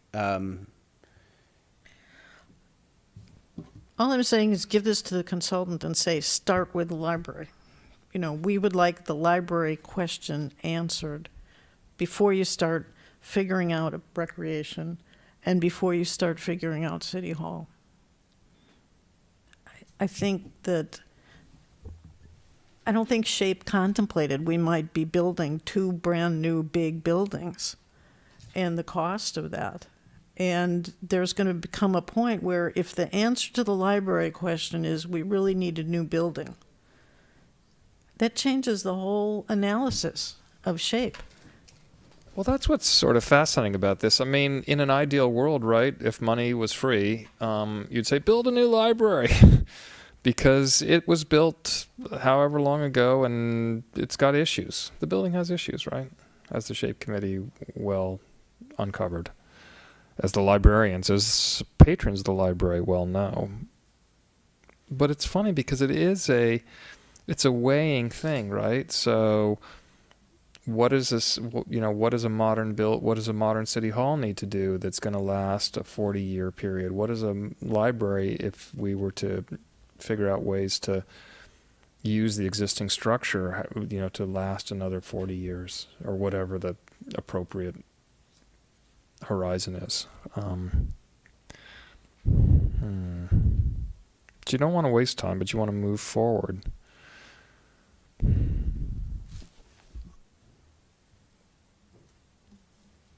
Any other thoughts? I think you're preserving, the scope of work was never intended to close the door on any option. Even the original scope that we brought you was really never intended to close the door on any option. And I think that the exercise of looking at other facilities and modern amenities, you know, there's going to be a laundry list of ideas that are out there. And part of it will be asking our library staff, does this make sense for our library? But I think part of that conversation will also be asking some of the members of the community, would you like this in your library if you had an option? Yes. And the same questions for a recreation facility. If you had an option from this menu, would any of these make sense? There will be a bit of a blend. We're really diving a little deeper and more specifically than the SHAPE committee did on some of these questions about the buildings, so that we can develop a reasonably authentic cost estimate for planning purposes, and then have a baseline of data by which you can decide whether to dive deeper and begin to develop architectural renderings of a facility or improvements to a facility. So I've tried to develop the scope of work in a way that preserves options. I think it's going to be very important to ensure that all of the stakeholders from recreation and library are invested in participating in the review of these consultants, and really, and that's emphasized in the scope of work, that they will be consulted with and participate in the process moving forward. So that we can build consensus on what emerges.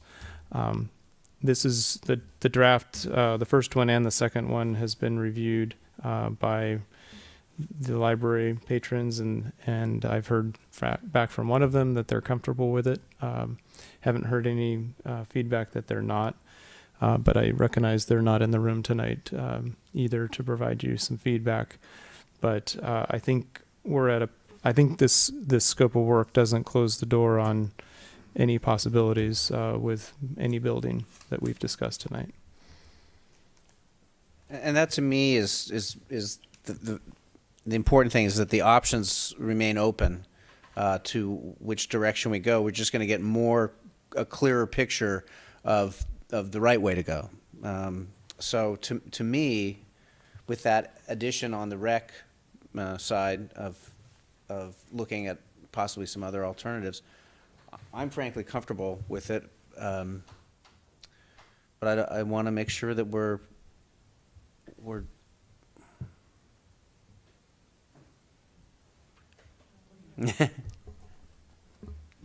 To me, it's just a matter of priority. I just don't see working on the 3 things at the same time. I'm fine with a consultant who knows how to do them all, but I'm trying to be efficient about this, about how we make decisions. And what's the most important decision? To me, it's not whether our recreational facility is at Crane or someplace else. It's which big building do we have to build? And how much is it going to cost? And I think, oh, sorry. The other question was what is in that building? So I keep thinking about the park and rec, like you're thinking about that class that we provide yoga in the park. What if we had this space that we use for council chambers and then it's not used other times and they move yoga inside when it's raining? This is the kind of the idea when we're looking at all three uses, we're going to get some creative ideas about what are our community needs and where should they go. And we were thinking about those three functions as being the city hall, the library, and park and rec as being what makes up our community. So that was part of the conversation and the desire of having the three of them at the same time. And then when we're asking for feedback from the public, which we've already done with SHAPE, but this was more specifically as we're getting ready to design City Hall or the library or whatever improvements we would do there or how that would be, what are the uses, and then what kind of spaces do we design for to best meet those uses. That was the need for the three. To me, that speaks to a little bit of this crossover, and we're not operating in a vacuum. So I just feel this initial looking at them all will help us see a way forward. And if the way forward is clearly on the library, then it'll be apparent. I just think that we keep our options open, but we're dialing it in closer to the decisions we're going to make.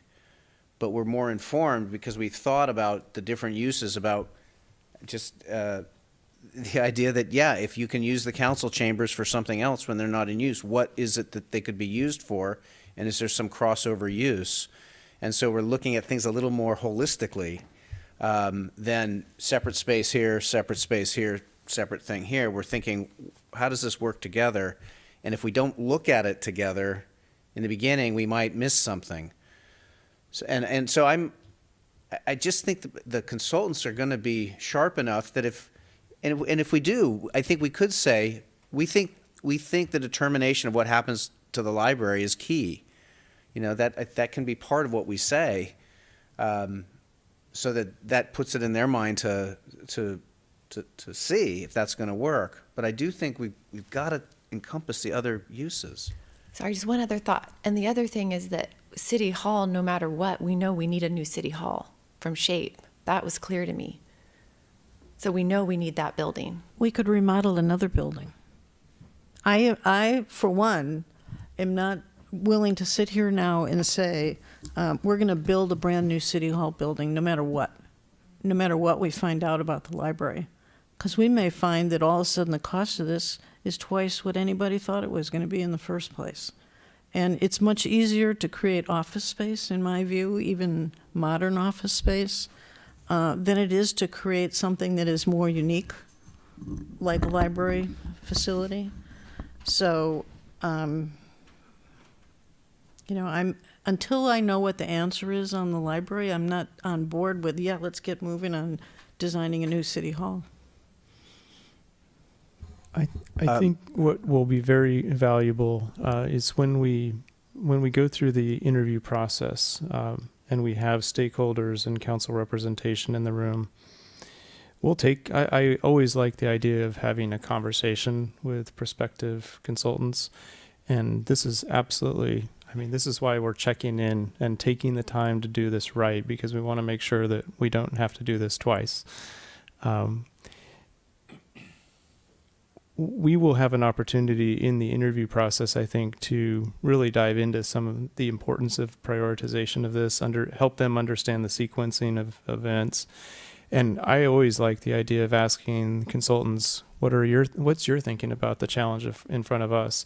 How would you prioritize this? Are there synergies with the way we're thinking about this, or is it better to potentially move forward with the library first? I think the consultants in the interviews will help us understand that, but they also need to understand the bigger picture of the council's goal of replacing City Hall somehow, the importance of the library as a starting point for conversations, the fact that the rec facility is a concept that is probably coming behind these other two facilities.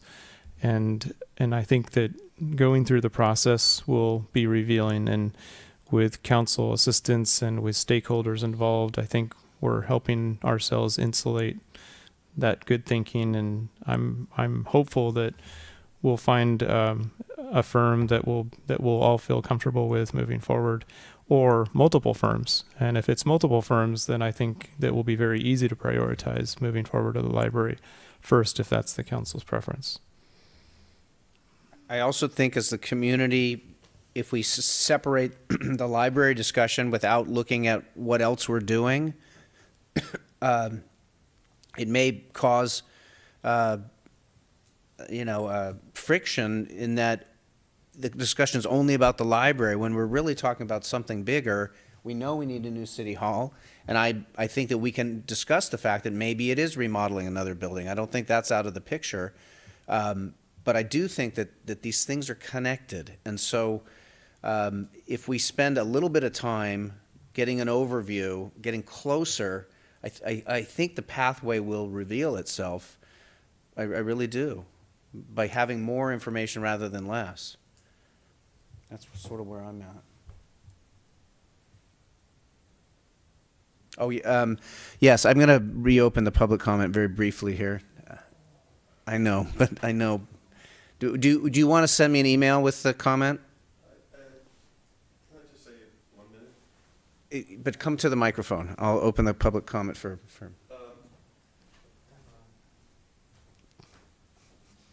The reason I'm here is I just want to make sure we don't miss an opportunity. And you know, what's happened is with the SHAPE committee, there was a lot of ideas bouncing around about the library. And then there was an element of fear that developed, that there was this feeling of a takeover. And so the gossip that went around the library is, oh, they're going to take over the building. And then comes the circling of the wagons, and then the sacred cow is protected.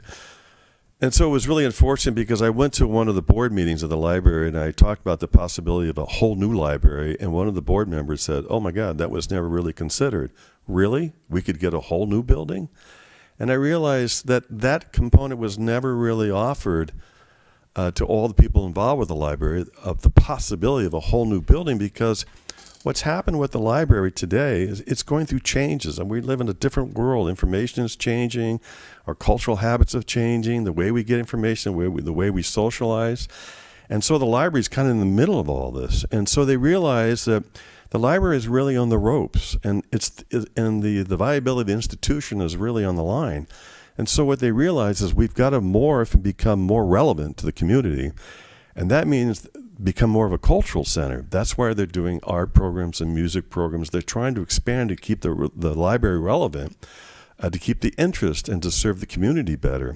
And so when you think about that, that's an alignment of interest, because there's a lot of groups in this town that would love to go somewhere where there's facilities that mean something to them. I think you had Ben Cinkto here from the president of the school, the high school, and he said that, I have a lot of kids that want to go somewhere, but there's nowhere to go. So what there really is, there's the big mind, the big picture of a great cultural project that we could put together, which includes the library and all the other needs that we can't even think of or imagine, And so this is our chance. And so, but the library people never even thought that they were part of that equation. But if they were given the choice to upgrade their building for something really fantastic and spectacular that could serve all these different needs, I think that needs to be presented. And that's why the library is really the kind of the bottleneck of this whole argument, because they really haven't been brought into the picture properly. Thank you.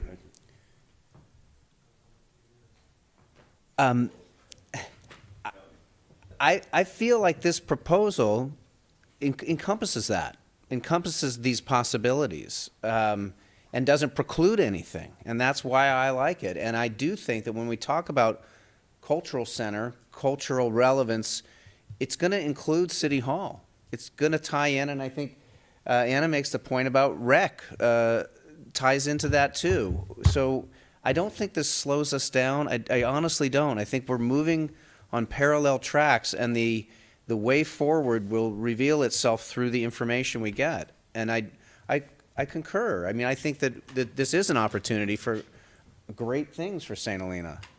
But keeping some options open, I think, is good. So what do you think? Can we move forward with this? Is this a motion that you need here? Let's see. I don't have a problem with this proposal as long as the library is prioritized. I think that is the fundamental question we need to answer. Can that be? We may not even be able to afford this fancy whatever people want to put at Crane Park, and why are we going to have public engagement and get all this information and then say, guess what? You know, we have to spend more than we thought to either bring the library up to snuff or build a new building. And so I have trouble moving everything forward on parallel tracks. So the final, sorry, this has been a long meeting, and we all have places to go. But if there's no question that the SHAPE committee uncovered the fact that we must have a new city hall, right? So if the library has some tweaks, it would strike me that, you know, because of financing or other issues, the city hall is sort of numero uno, wherever it is, whatever it is, because the current situation is untenable, right? I think that the decision of the SHAPE committee was that the city hall had to come down, had to be demolished. It wasn't capable of being renovated. Right. To me, that didn't close the door that there might be some other property in town that could be renovated and be a city hall. I have never bought into the idea that we absolutely have to build a new building, particularly if we have other needs in terms of municipal buildings like a library. So I'm still open to the idea that we might remodel something for a city hall. So it sounds like that the proposal that's in front of us is something that we can all agree to, with some possibly differences in an emphasis, but that will probably come out during that process, I would imagine. So, shall we? Is it time for me to make my very first motion? Are we just giving direction? I think we're just giving direction. I think what I'd like to do is, if it's okay with Councilmember Knudsen, always summarize a couple of the edits that were suggested, and then I'd like to also receive. I know that Councilmember Shuto is the single council liaison to interview processes that will be following, and I would also like to request the council's indulgence to me for a little I'd like a little flexibility on the timeline here, so it's a guess at the moment, but until we check schedules, determine how quickly we get the RFP out of the door, we want to obviously build in enough time so that we make sure that good firms out there have time to respond to us. That's going to be really important. But I would also, it would be helpful for me to have a second council liaison to the interview process so that we have library stakeholders, recreation stakeholders, and council representatives. So the edits I have are to, on the City Hall bullet, to include facilities as a facility or facilities, so not close the door on multiple locations. And then with respect to the conceptual recreation facility, to reference other possible locations besides Crane Park. And then I'll update the timeline if it needs to be updated. Wanting to make sure that the understanding is that City Hall can be looked at not just at the same site, but also as a rebuild or a remodel of another site, something like that. Right, and I think we'll direct each of the proposers to this council meeting so that they can understand the complexity of the challenge and our collective thoughts on how we move forward. It's a difficult challenge, and I think it will be important to keep the stakeholders involved, the council and the stakeholders involved in the assessments of these facilities. And do we want to designate a second member tonight? It would be helpful for me so I can plan interviews. David, any? Yeah, I do think you would bring some. You'll be something important to great, this. David. Let's work together on this. I really do think it would be a good combination. Okay. Thank you.